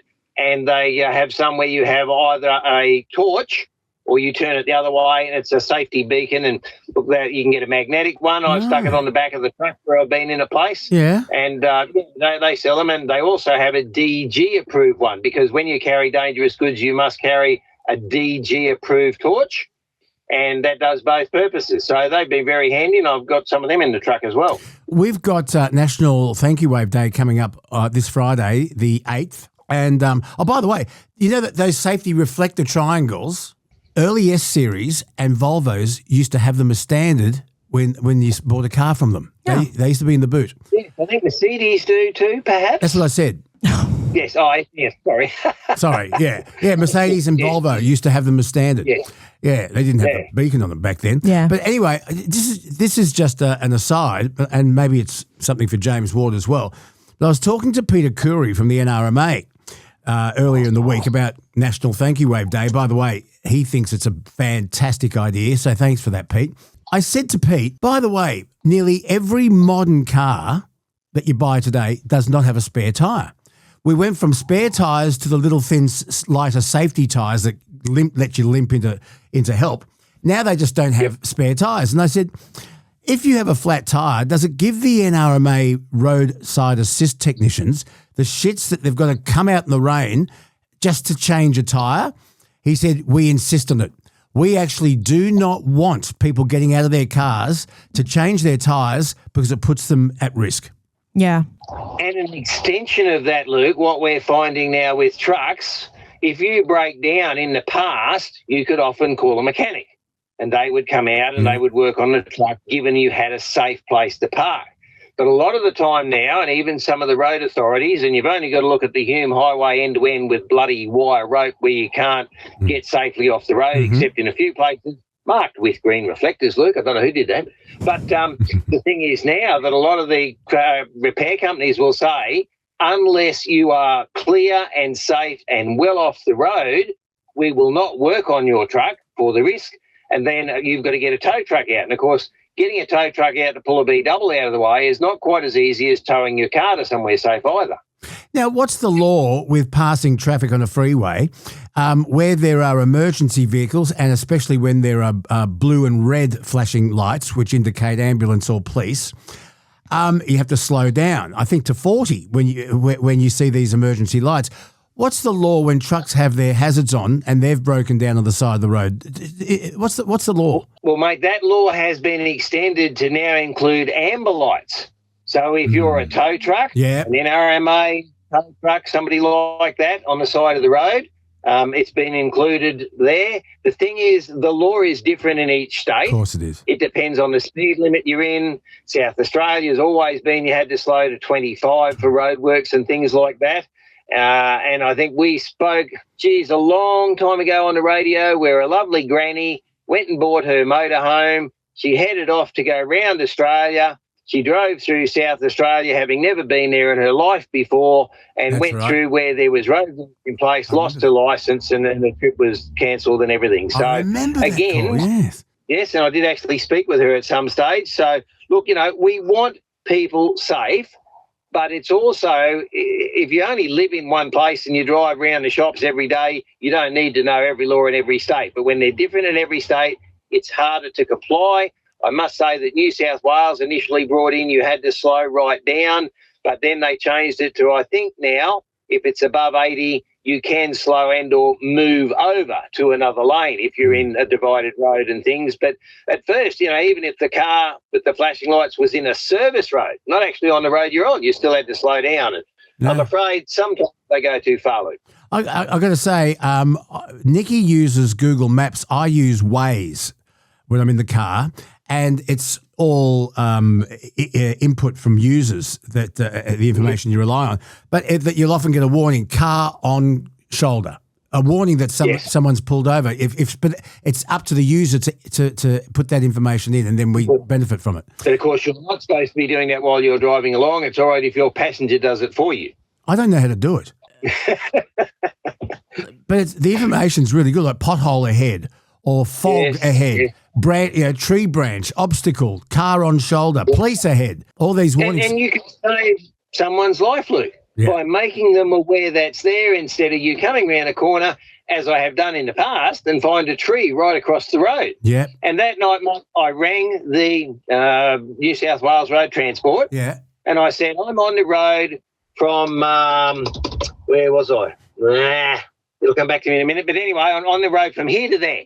And they said, oh, what road is that? I said, I'm buggered if I know, but there's only one road from here to there, and it's the highway, and that's where I am. Oh, right, and what do you want us to do? I said, mate, there's a tree across the road where the trunk is a metre across. I can't move it. Luckily, a car coming the other way, Luke, came over a bit of press, went straight through all the branches. So he was really lucky. And as he's come towards me, he's waving his hand and flashing, and he pulled up beside me, and I pulled up and said, what's wrong, mate? Oh, just down there, there's a tree across the road. Now, if he'd have been on my side of the road and hadn't been aware, he'd have hit a trunk like a metre across. So anyway, I pulled up, I rang the road authority, I sat there with the hazard lights on, and I said to the road authority, well, I can't sit here all night protecting people, I've got to go. And, oh, what do you want us to do? It's 1 a.m. I said, I want you to save somebody's life. In the end, another truck turned up, and it had been raining, and that's why the tree had fallen over and got all soft across the road. The other truck was only a little one, and he said, mate, you give me a hand, and if I get bogged, I could pull him out because I was still on the bitumen.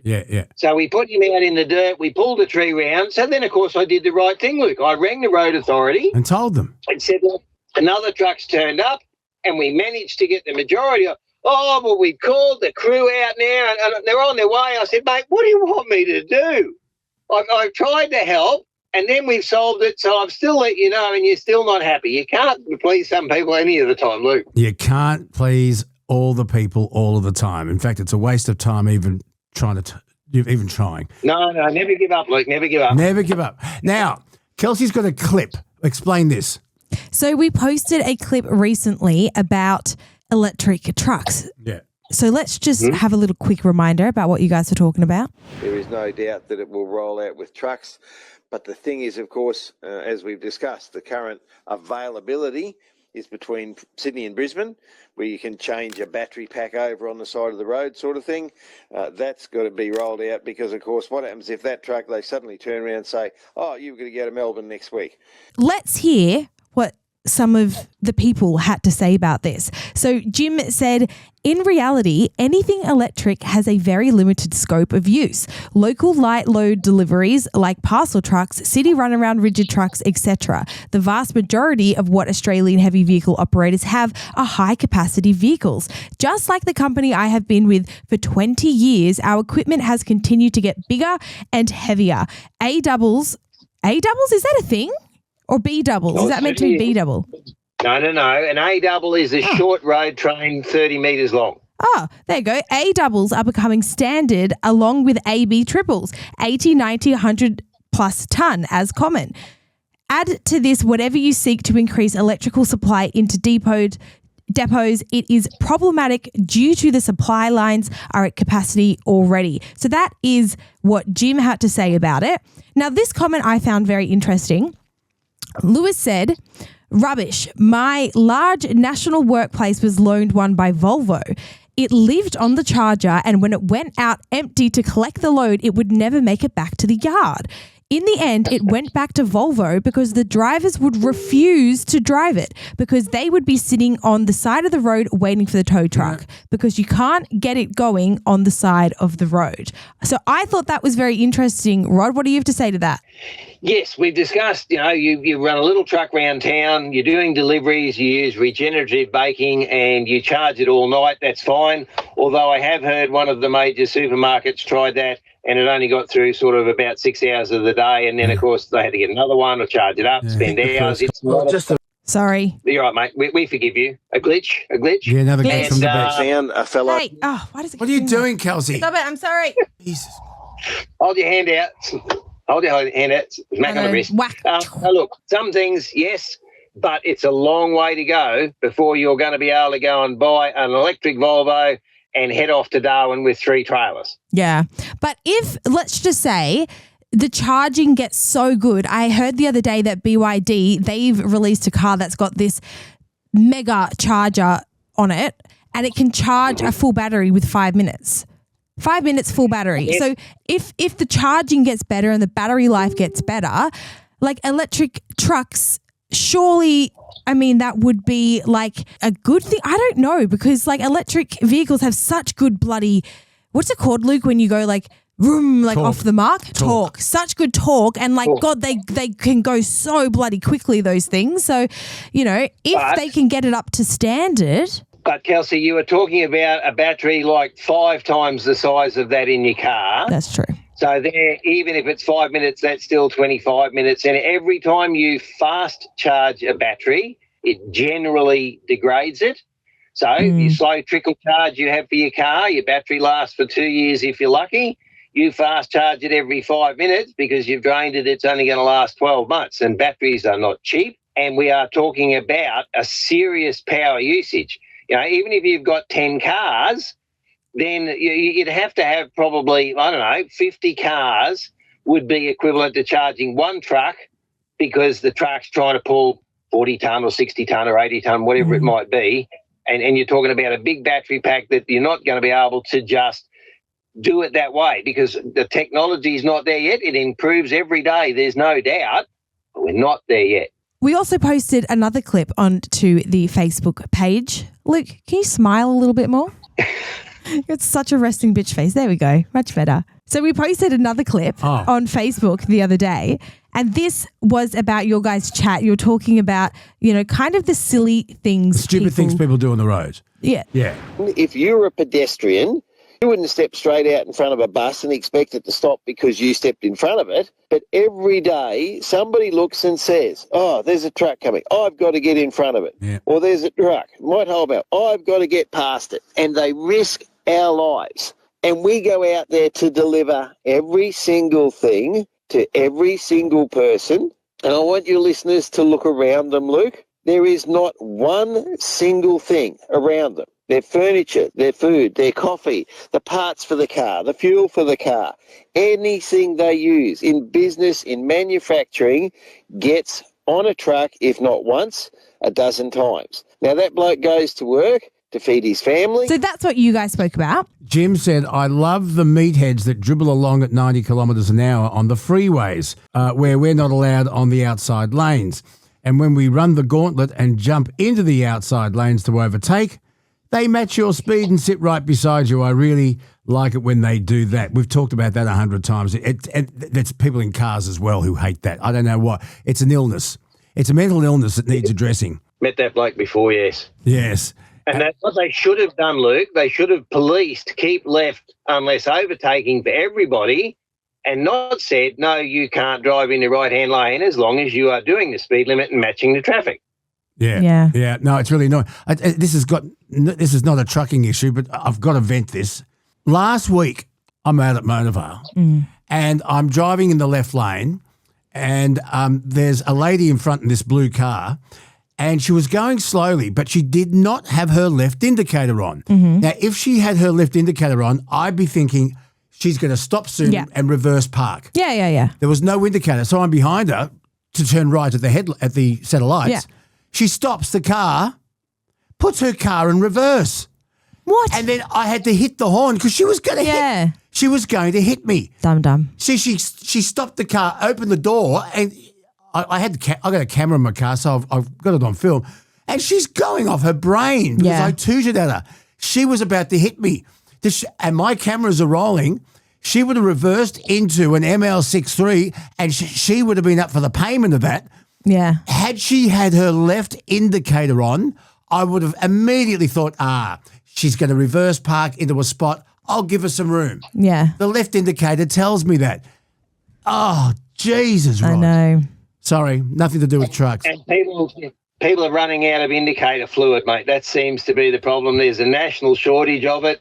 And other than that, people seem to think that stalk that's on the side of the wheel is for hanging your handbag on or something like that. Now, it doesn't cost you $10 every time you use it. It doesn't wear out the car.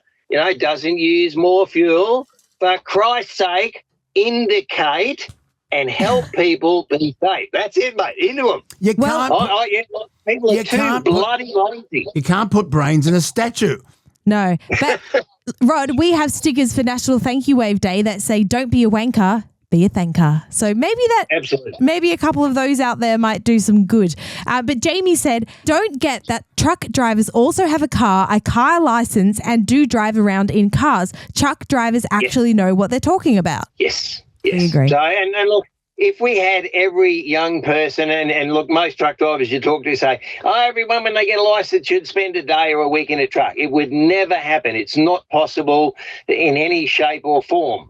But even if we had a little bit of video when you sat for your license test, film from inside a truck, as we got funding to do and as others have tried, you'd at least have some idea, instead of spending 5 years on video games where trucks go around corners like they're on rails, because I'm afraid that's not the real world. Oh, God. Clayton said, I'm a truck driver and this is true, but some of the trucks out on the highway haven't got a clue. Jesus, Clayton.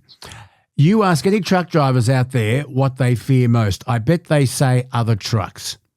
The public don't understand just how dangerous it is today driving these trucks. I've lost friends in cars and trucks, and for us truck drivers, it's so hard to travel the roads your mates get killed on. It's always there in your mind, never leaves.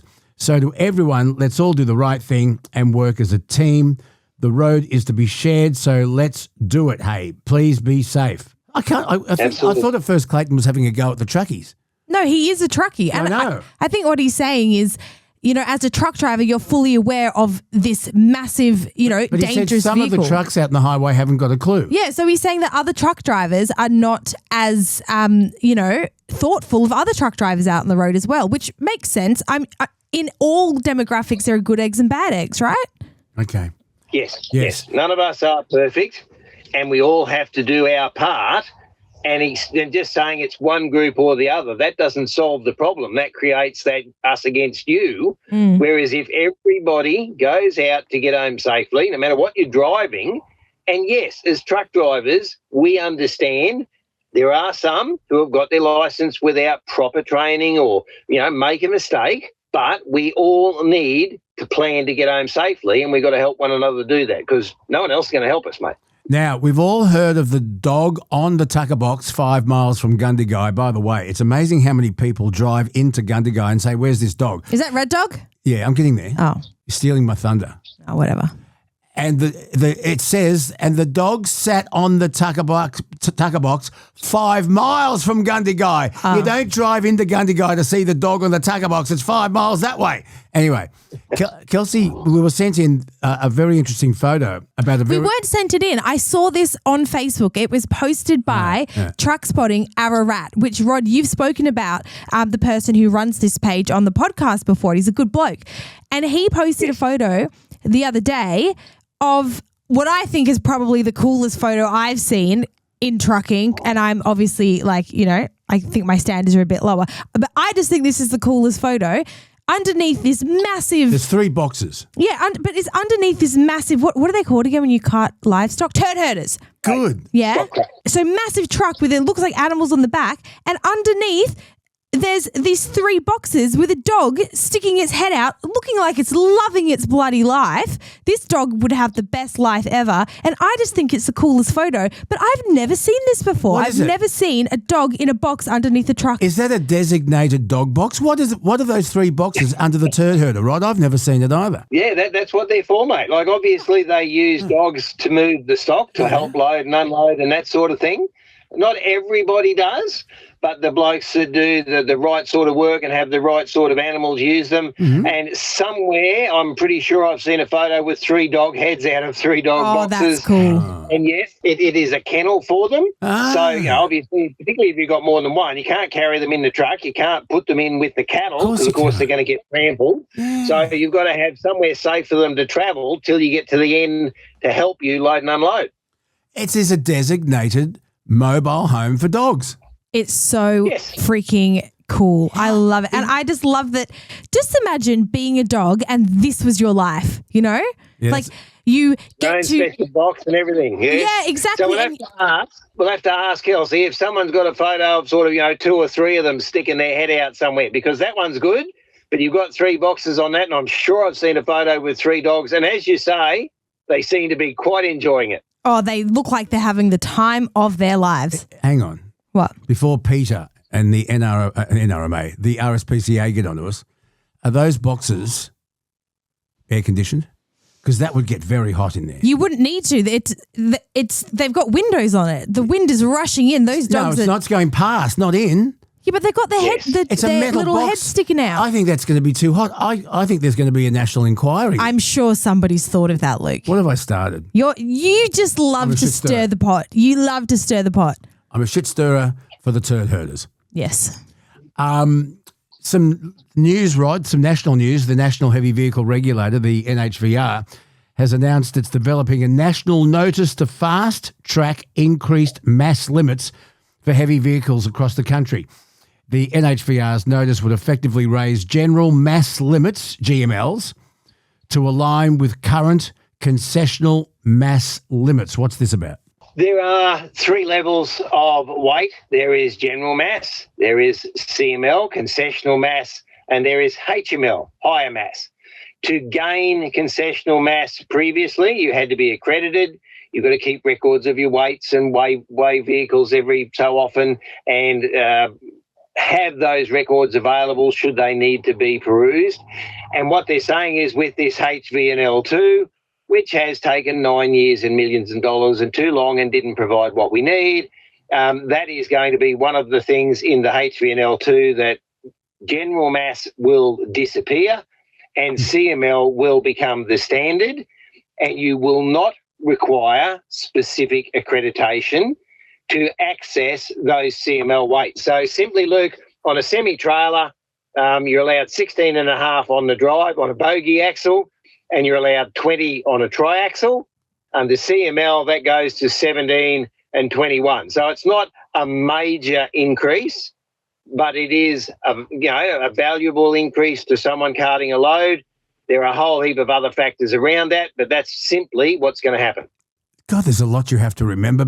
Oh. I mean, all this information, do you have to learn all this before you get your truck license? That's the problem, Luke. A lot of it you learn as you go along. And as a perfect example, was talking to one of our drivers the other day. We were talking about the videos you've been doing, Trucking for Dummies. Yeah. And he said, I saw the video the other day, and another bloke called me up. He said, I was just watching that truck on TikTok. I said, it's a good-looking truck, isn't it? And he said, yeah. He said, they were talking about your lights. And I was talking to our local driver, and he said, I didn't know about the spiders. So, we are preaching to those who don't have any involvement with trucks, but there are still people in trucks that don't know everything. We don't teach them enough when they start, Luke, and some of that you have to learn from experience. But we would like to see better training, and we would certainly like to see a lot more of that included.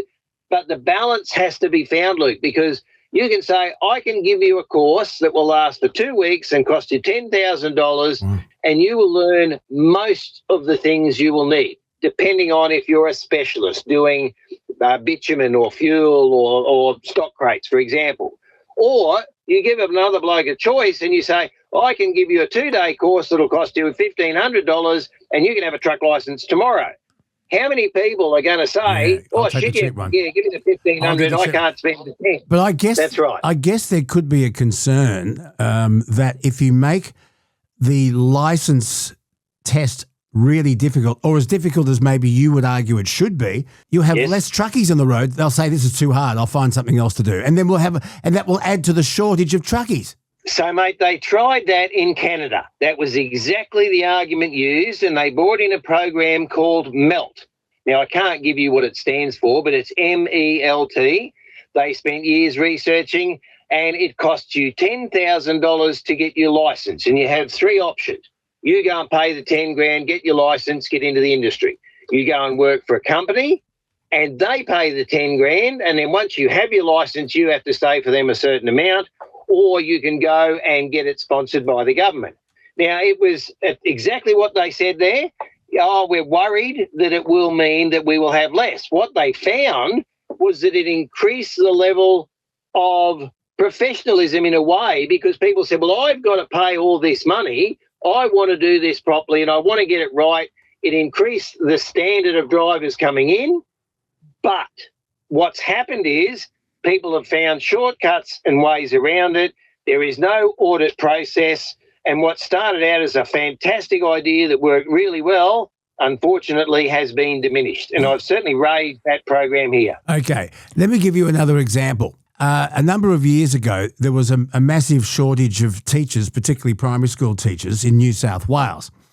And so they said, well, what we'll do is we'll lower the HSC pass mark from 80% to 51. Yep. They got a shitload of shit teachers that didn't understand the curriculum, let alone know how to teach it. Imagine if they did that for doctors. Yeah. Mate, and the teachers, they look after our kids as they grow. And if they don't teach them to love learning and how to learn, they can't teach them everything. It's a bit like we're talking here, Luke. They can't teach them everything while they're there, but they should be teaching them a passion for learning and how to learn and those things. And you can't pick which teacher you have for your kids. And in lowering that standard, they probably destroyed the next generation in a way because they haven't been given those people that love what they're doing, and that's terrible. They I'll disagree there. I think you can have a passion for teaching and have brilliant communication skills and be a good teacher without necessarily being a huge Einstein academic. But the argument was they lowered the pass mark from 80% to 51, and you had a whole batch of teachers that couldn't speak it, couldn't read or write. Yes, couldn't understand. So imagine if you lowered that standard, the pass mark to get into medicine, which is 99 point something. Imagine if they lowered that to 51.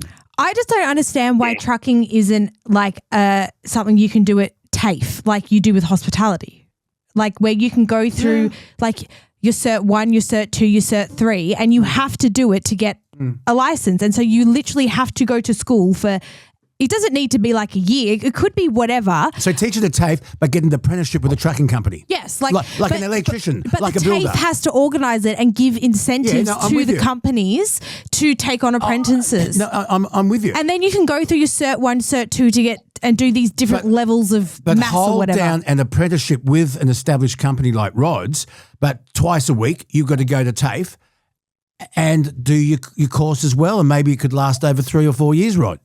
I'm with you, Kelsey. I think that should be a TAFE thing. Yeah, but I'm saying I'm agreeing with you. I know, and I'm saying yes. And we are getting closer to that than we've ever been. Kelsey. That's idea of the week. QTA have a course, WA have a course, and we are hoping that will become a national course in the very near future. It's been a long Kelsey, it should be. Kelsey, that's idea of the week. Well, it's clearly not. I wasn't the first person to think of Kelsey, it. I'm giving it's you in a the wrap. works. Okay, thank you. You know what you've won? A sticker that I made. You've won a sticker. Yeah, that I've made. A coffee cup. Yep, thank you. And a bona fide podcast T-shirt. You've won perfect. Thank you. Okay, hand it back at the end of the week. You know, a UHF isn't just an accessory. It's a lifeline. It's exactly why I'm stoked to have GME on the Bona Fide podcast. They're the only Australian manufacturer of UHF CB radios and emergency beacons, operating right out of a purpose-built HQ in Sydney. You want to know how many locals they keep in steady work? 250. And the gear they build doesn't just keep the Bona Fide family safe on the road. It's engineered specifically to handle the bull dust, the corrugations, and the longest hauls you can throw at it. If you love Truckee Tuesday, back the brand that backs us. Head over to gme.net.au. That's gme.net.au. Links are in the description. Let's get back to the chat. Rod, can you explain what this enforcement blitz is on now in Victoria? It's a heavy vehicle enforcement crackdown, and it's backed by the Victoria Police and the NHVR. They've seen more than 50 offences detected. What's going on? Well, mate, that's a new one. They had the big blitz a little while ago based on the fact there were 5,000 fatigue offences. I actually wrote a comment on LinkedIn. I want to know what those offences were and why those people were put in that position. I haven't heard of a new one in Victoria yet. I'll be there on Monday, and normally it gets talked about a little bit more. So where did you find that one, mate? Online, somewhere. I'll get it. Owner driver. Owner driver.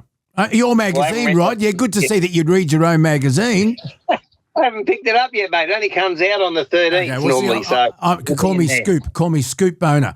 Anyway, I'll let you absorb that story and maybe you can elaborate next week. Now, listen, something that Kelsey and I experienced going into 2GB when we spoke to Ben Fordham last week. I've been going southbound and northbound over the Harbour Bridge for many, many, many years. And when I worked at Triple M at World Square, I used to, as you go on the new Warringah Freeway, as you get on, it's always said Harbour Bridge, these 3 lanes, Harbour Tunnel, these 2 lanes. But for many years, I could get into the left-hand tunnel lane, bypass a lot of traffic, and you could sneak over. There was a place to get over onto the Carl Expressway. Yeah. Well, it all looked a bit new. And I said to Kelsey, I think I'll follow the signs today because I've got a funny feeling I'll be in this tunnel lane and I won't be able to sneak over because they've changed things. Well, sure enough, that is correct, Kelsey, because when I went to Channel 7 the other day, I said to the driver, is that left-hand lane, are you still able to get onto the Carl Expressway from that lane? He said, no. No, he said, no. I said, good thing, because imagine if we'd been late. Right. So anyway, for those truckies that use the Warringah Freeway and the Harbour Bridge, there are major traffic changes that's going to directly impact overweight and dangerous good movements, and that happens from the recording of today's podcast, the 2nd of May.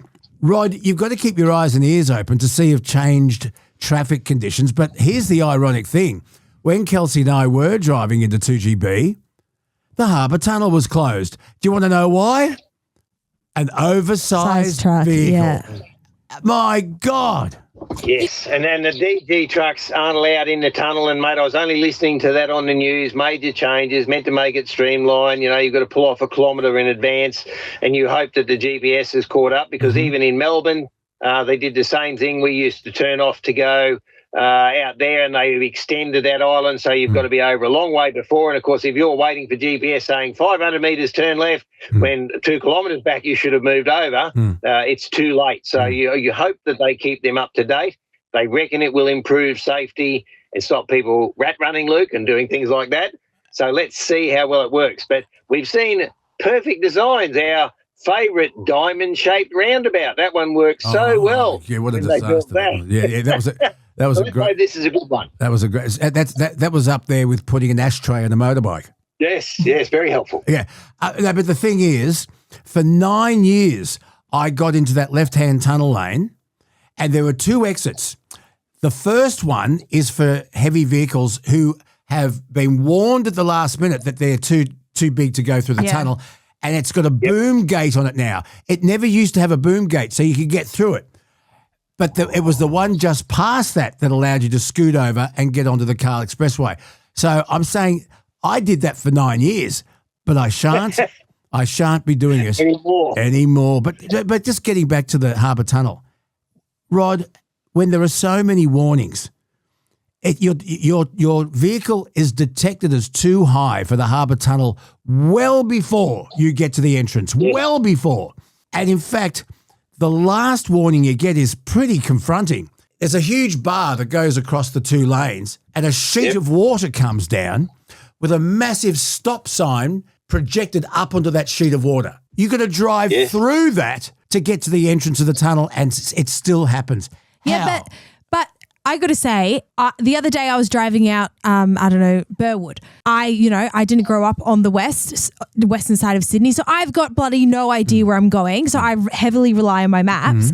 And of course, as soon as you get into that, West Connects tunnel, GPS goes down almost immediately. You have no idea where you're going. Yeah. And your GPS takes, a hot 30 seconds to catch back up to where you are and figure out where it is when it does get signal again. And I took the wrong exit and then I was stuck. I had to stay. I couldn't do anything and I just had to wait and go around. Okay. Now, were you using the GPS on your phone or your factory GPS? Oh, I don't freaking know. Okay. If you use a lot of factory GPSs in the head unit, the factory one, not your one. Yeah. Your car's computer talks to it and it knows pretty where much you are. Even where you are. Right. It knows your speed. That's a good tip, actually. It knows where you should be. Yeah. If you're using the one that's reading the satellite on your phone, it goes off, yeah. it will go off because there's no signal. That's actually a good tip, Luke. That's a good tip. Surprisingly. I'll have to try that with the track one. Yeah, but don't go down the Galston Gorge because Ray Hadley will be all over you, like white on rice. Like, yes. Or as Hadley would say, it was all over him like calamine lotion. Oh, that was Ray Warren. Anyway, Rod, what's your thought for the week? Mate, I want to raise a very serious issue and I want our listeners to respond. Okay, my serious face? Last week there was a fatal crash on the Toowoomba bypass. Now, when they first opened the Toowoomba bypass, they told us it was the 8th wonder of the world. Mm-hmm. Now, it took a long, long time to come, and I don't know whether you've ever been down the old Toowoomba Road, Luke. It was 2 lanes all the way down, 2 lanes all the way up. It was sort of a level up to the middle and then a different level. And look, we survived it. Yes, there were accidents, no doubt, but they eventually came up with the bypass. We, as trucks, are required by law to take the bypass. If we go into Toowoomba now and we're not doing a local delivery or going via Toowoomba out through Warwick, we get a fine. Right. So you get charged either way, whether you use it or whether you don't. What? Now, when they first opened it, Luke, yeah, it's a massive. I'm looking at photos of it. It's a massive piece of infrastructure, isn't it? Oh, mate, well, and within 3 months of it opening, all the road failed and it all got chewed up.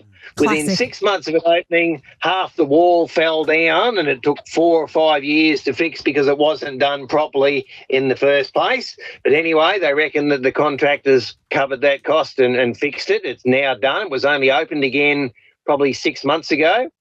So, Luke, at the very, very top, you come to a sweeping left-hand bend. Prior to that, you're coming up a bit of a slope and there is a tiny little sign about the size of that photo behind your head that says steep descent ahead. So it's not a really big sign.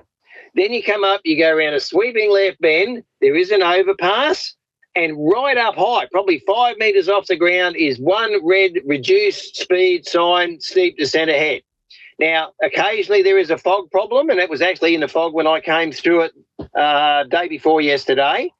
I had a driver come to me while I was sitting at Talt, and he said, what are we going to do about this Toowoomba Raid? Now, how often have you ever been down the Moombies, Luke, on the New England Highway? No. You come into Moombies? No.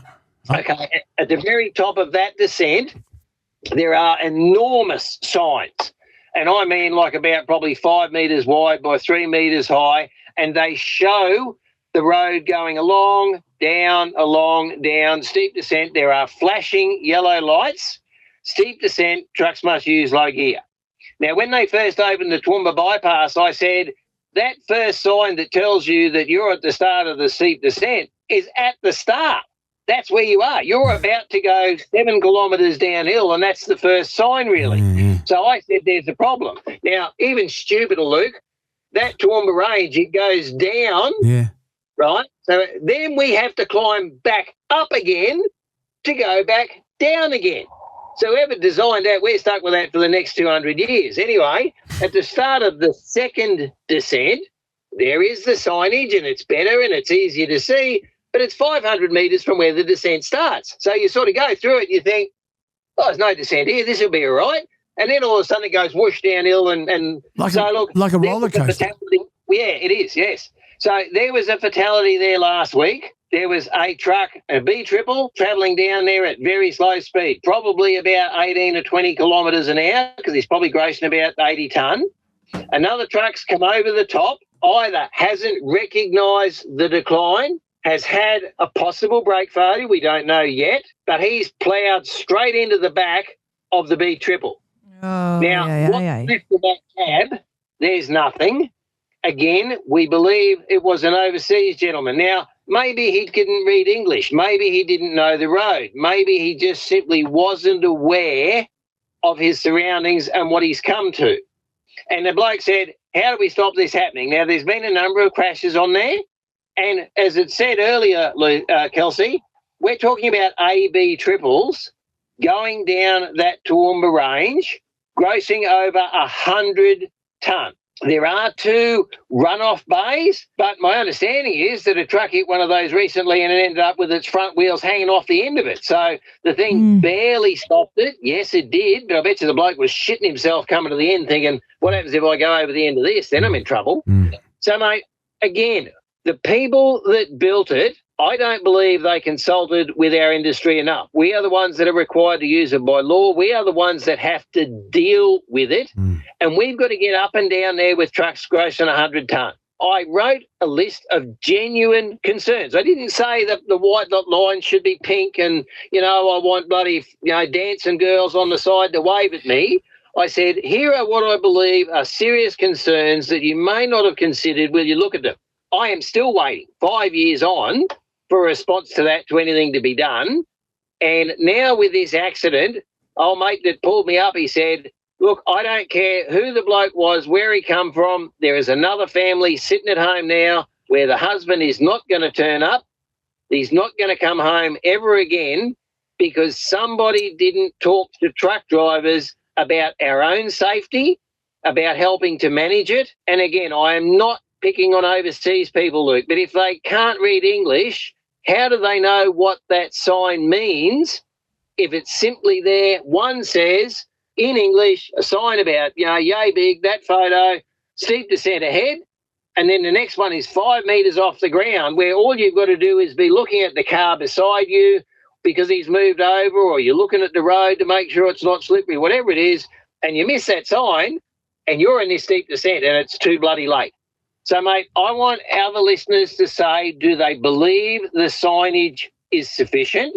Is it done properly? And what is there to solution to stop this ever happening again? Just Can you explain to us, when you are driving a truck and it's a massively heavy load and you find yourself on a hill and you're in trouble and you're in trouble, how difficult or easy is it for you to change back down gears and make the truck safe? Is it too late once you're committed to that hill, is it? No, you have to commit before the top. You have to know where you're going and what you're doing. Once you're in trouble, Luke, you're rooted. That's what I was saying. Right? You haven't committed, right? So you find yourself in trouble. I missed the sign.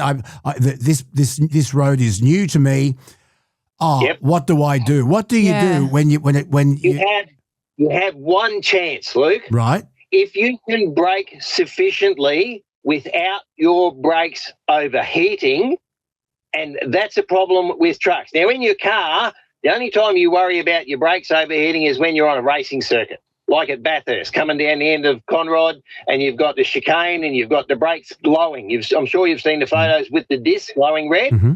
Now, discs dissipate heat really well. Yes, we now have some trucks with discs, but most of them are drums. And when they get very hot, they do not work as effectively.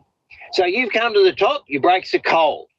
You've got there, you've looked at the hill, you go back. Now, we use the gears. Now, there is a law, Luke, that says where there is a sign that says trucks must use low gear. Yeah.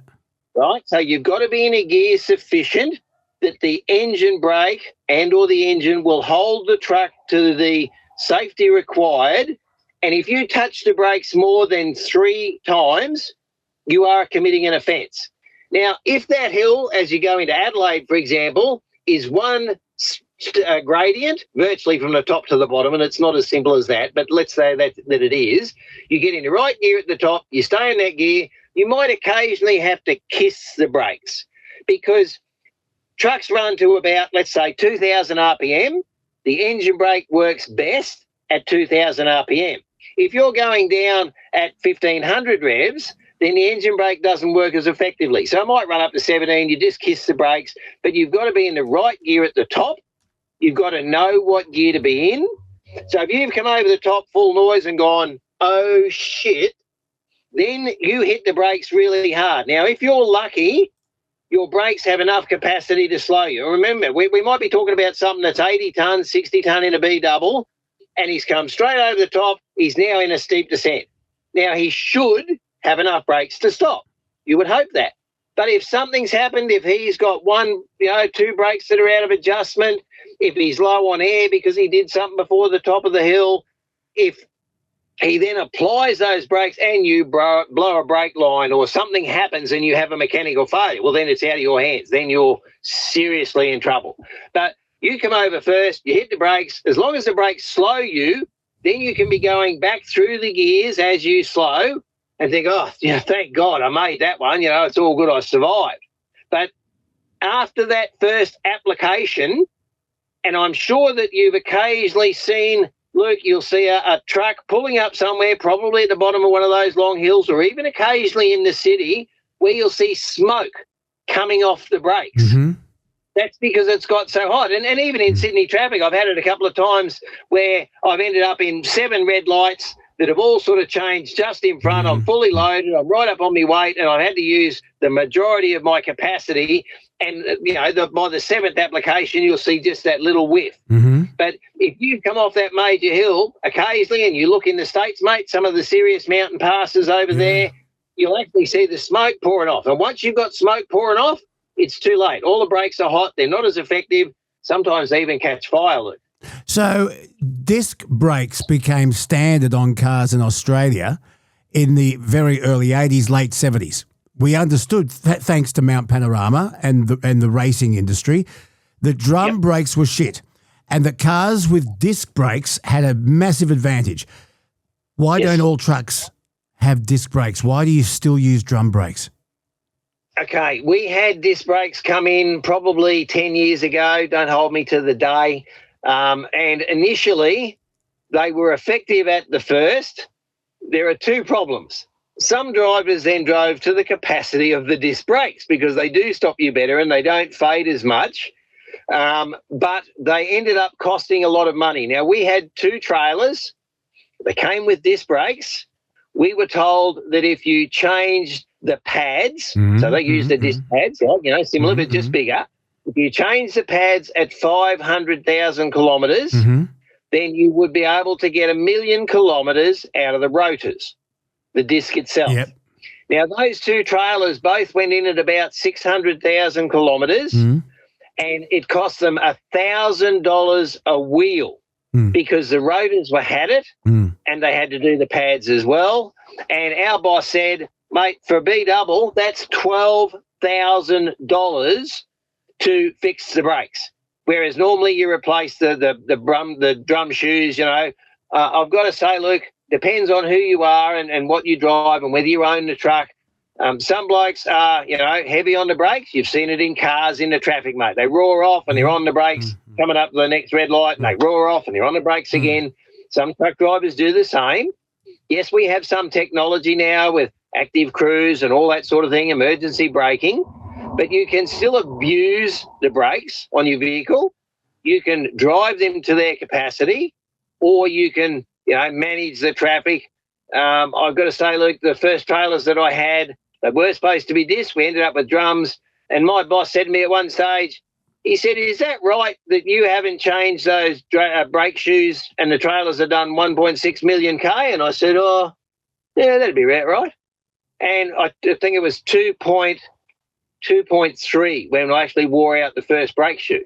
And that's, pretty good for a B-double driver running line haul, but it depends on the driver. Yeah, I know. And you either drive capacity or you abuse it. But at what cost safety? I mean, how much extra does it cost now to build a motor car when you have airbags, ABS, disc brakes, all that extra safety equipment put into motor cars? Sure, it adds to the price, but it's all to do with safety. It is, and as I say, now having had that first try and failure, a lot of people found that they weren't as effective as we were promised, and they ended up having trouble a lot more now. Most of the new trucks come with disc brakes. Certainly the European ones do. This truck has disc brakes, but, mate, we've got a trailer fleet that might be 5 years old or 10 years old, and it's going to take a little while for them to catch up. So you can't just go and throw away, for example, 100 trailers or go and convert those 100 to discs. You might do it over time as you purchase new gear, and all of those trucks under PBS, we spoke of the performance-based standard. They've got to meet certain requirements. I think you'll find that they require discs, but they also require EBS, electronic braking. And, mate, that goes to the point of monitoring every single wheel on a B-double combination and applying the brakes to that wheel instead of that wheel, because that will reduce the likelihood of a rollover or a lock-up or whatever it might be. Because so many cars have traction control as standard now, don't they? all of it. I think aeroplanes were the first vehicles to have ABS. There you go. I'll have to look it up. Hey, listen, Rod, really good message, good information. Safe trucking to you. And remember, this Friday, the 8th of May, is National Thank You Wave Day. And as Peter Curry said to me, it's also Sorry Wave Day. He said, if you've made a blue, go like Seinfeld did in the Black Saab episode. Just go, yeah, my fault, I'm sorry. And that relieves a lot of tension on the roads as well. So thank you, wave, sorry, wave. Yes, and Absolutely. Rod, we've got stickers to give away. So do we ask a question? Maybe just send us in a story, a trucking story, and we'll send you a sticker. Yes, and a reply to our Toowoomba Range thing. And, of course, where's mine to put on the back of the truck, Kelsey? You better get them out quick. Well, they've actually literally just arrived at my house, so. Okay, you've heard the episode. If you've got comments, you've got questions, let us know what they are. LukeBonerRadioGuy@gmail.com or leave us a voice message 0291289311 and you could win yourself a National Thank You Wave sticker which will say, don't be a wanker. Be a thanker. Thank you, Rod. Safe travelling to all. Well, that's it. A big, massive cheer for the folk at GME. Thank you for keeping the Aussie transport industry talking. It's engineered specifically to handle the bull dust, the corrugations, and the longest hauls you can throw at it. Head over to gme.net.au. That's gme.net.au. Links are in the description. And we'll see you next week. Thank you so much for listening. Good on Pestrol for coming back on, Andrew. We love you. G'day to GME, UHF, CB radios for everybody. And remember, Friday the 8th, don't be a wanker. Be a thanker. Do you have a thought of the day? Or was that your thought? That could be my thought. I just don't want Spotify to get more confused. But there is an old saying. If a door slams shut on you, reopen it. That's what doors are for. I'll give that an A+. Good work. Well, that's us for another one. But before you go, don't spend another night laying awake listening to things moving in the ceiling and the walls. If you want that peace of mind, well, get on the front foot and head to pestrol.com.au. Like I said, I've known Andrew for over 20 years, way over 20 years, as a matter of fact. He's a good mate, he's a good man, and his gear actually works. Otherwise, I wouldn't endorse it. If it's crawling, flying, or chewing, or messing up your bathroom, talking to you, hey, Pestrol has the answer. Is there a product called Kelsey Gone? Grab what you need. Remember, this is important. Use the code BONA, BONA, to get your free delivery. And it helps us keep the lights on here at the show. Stay safe.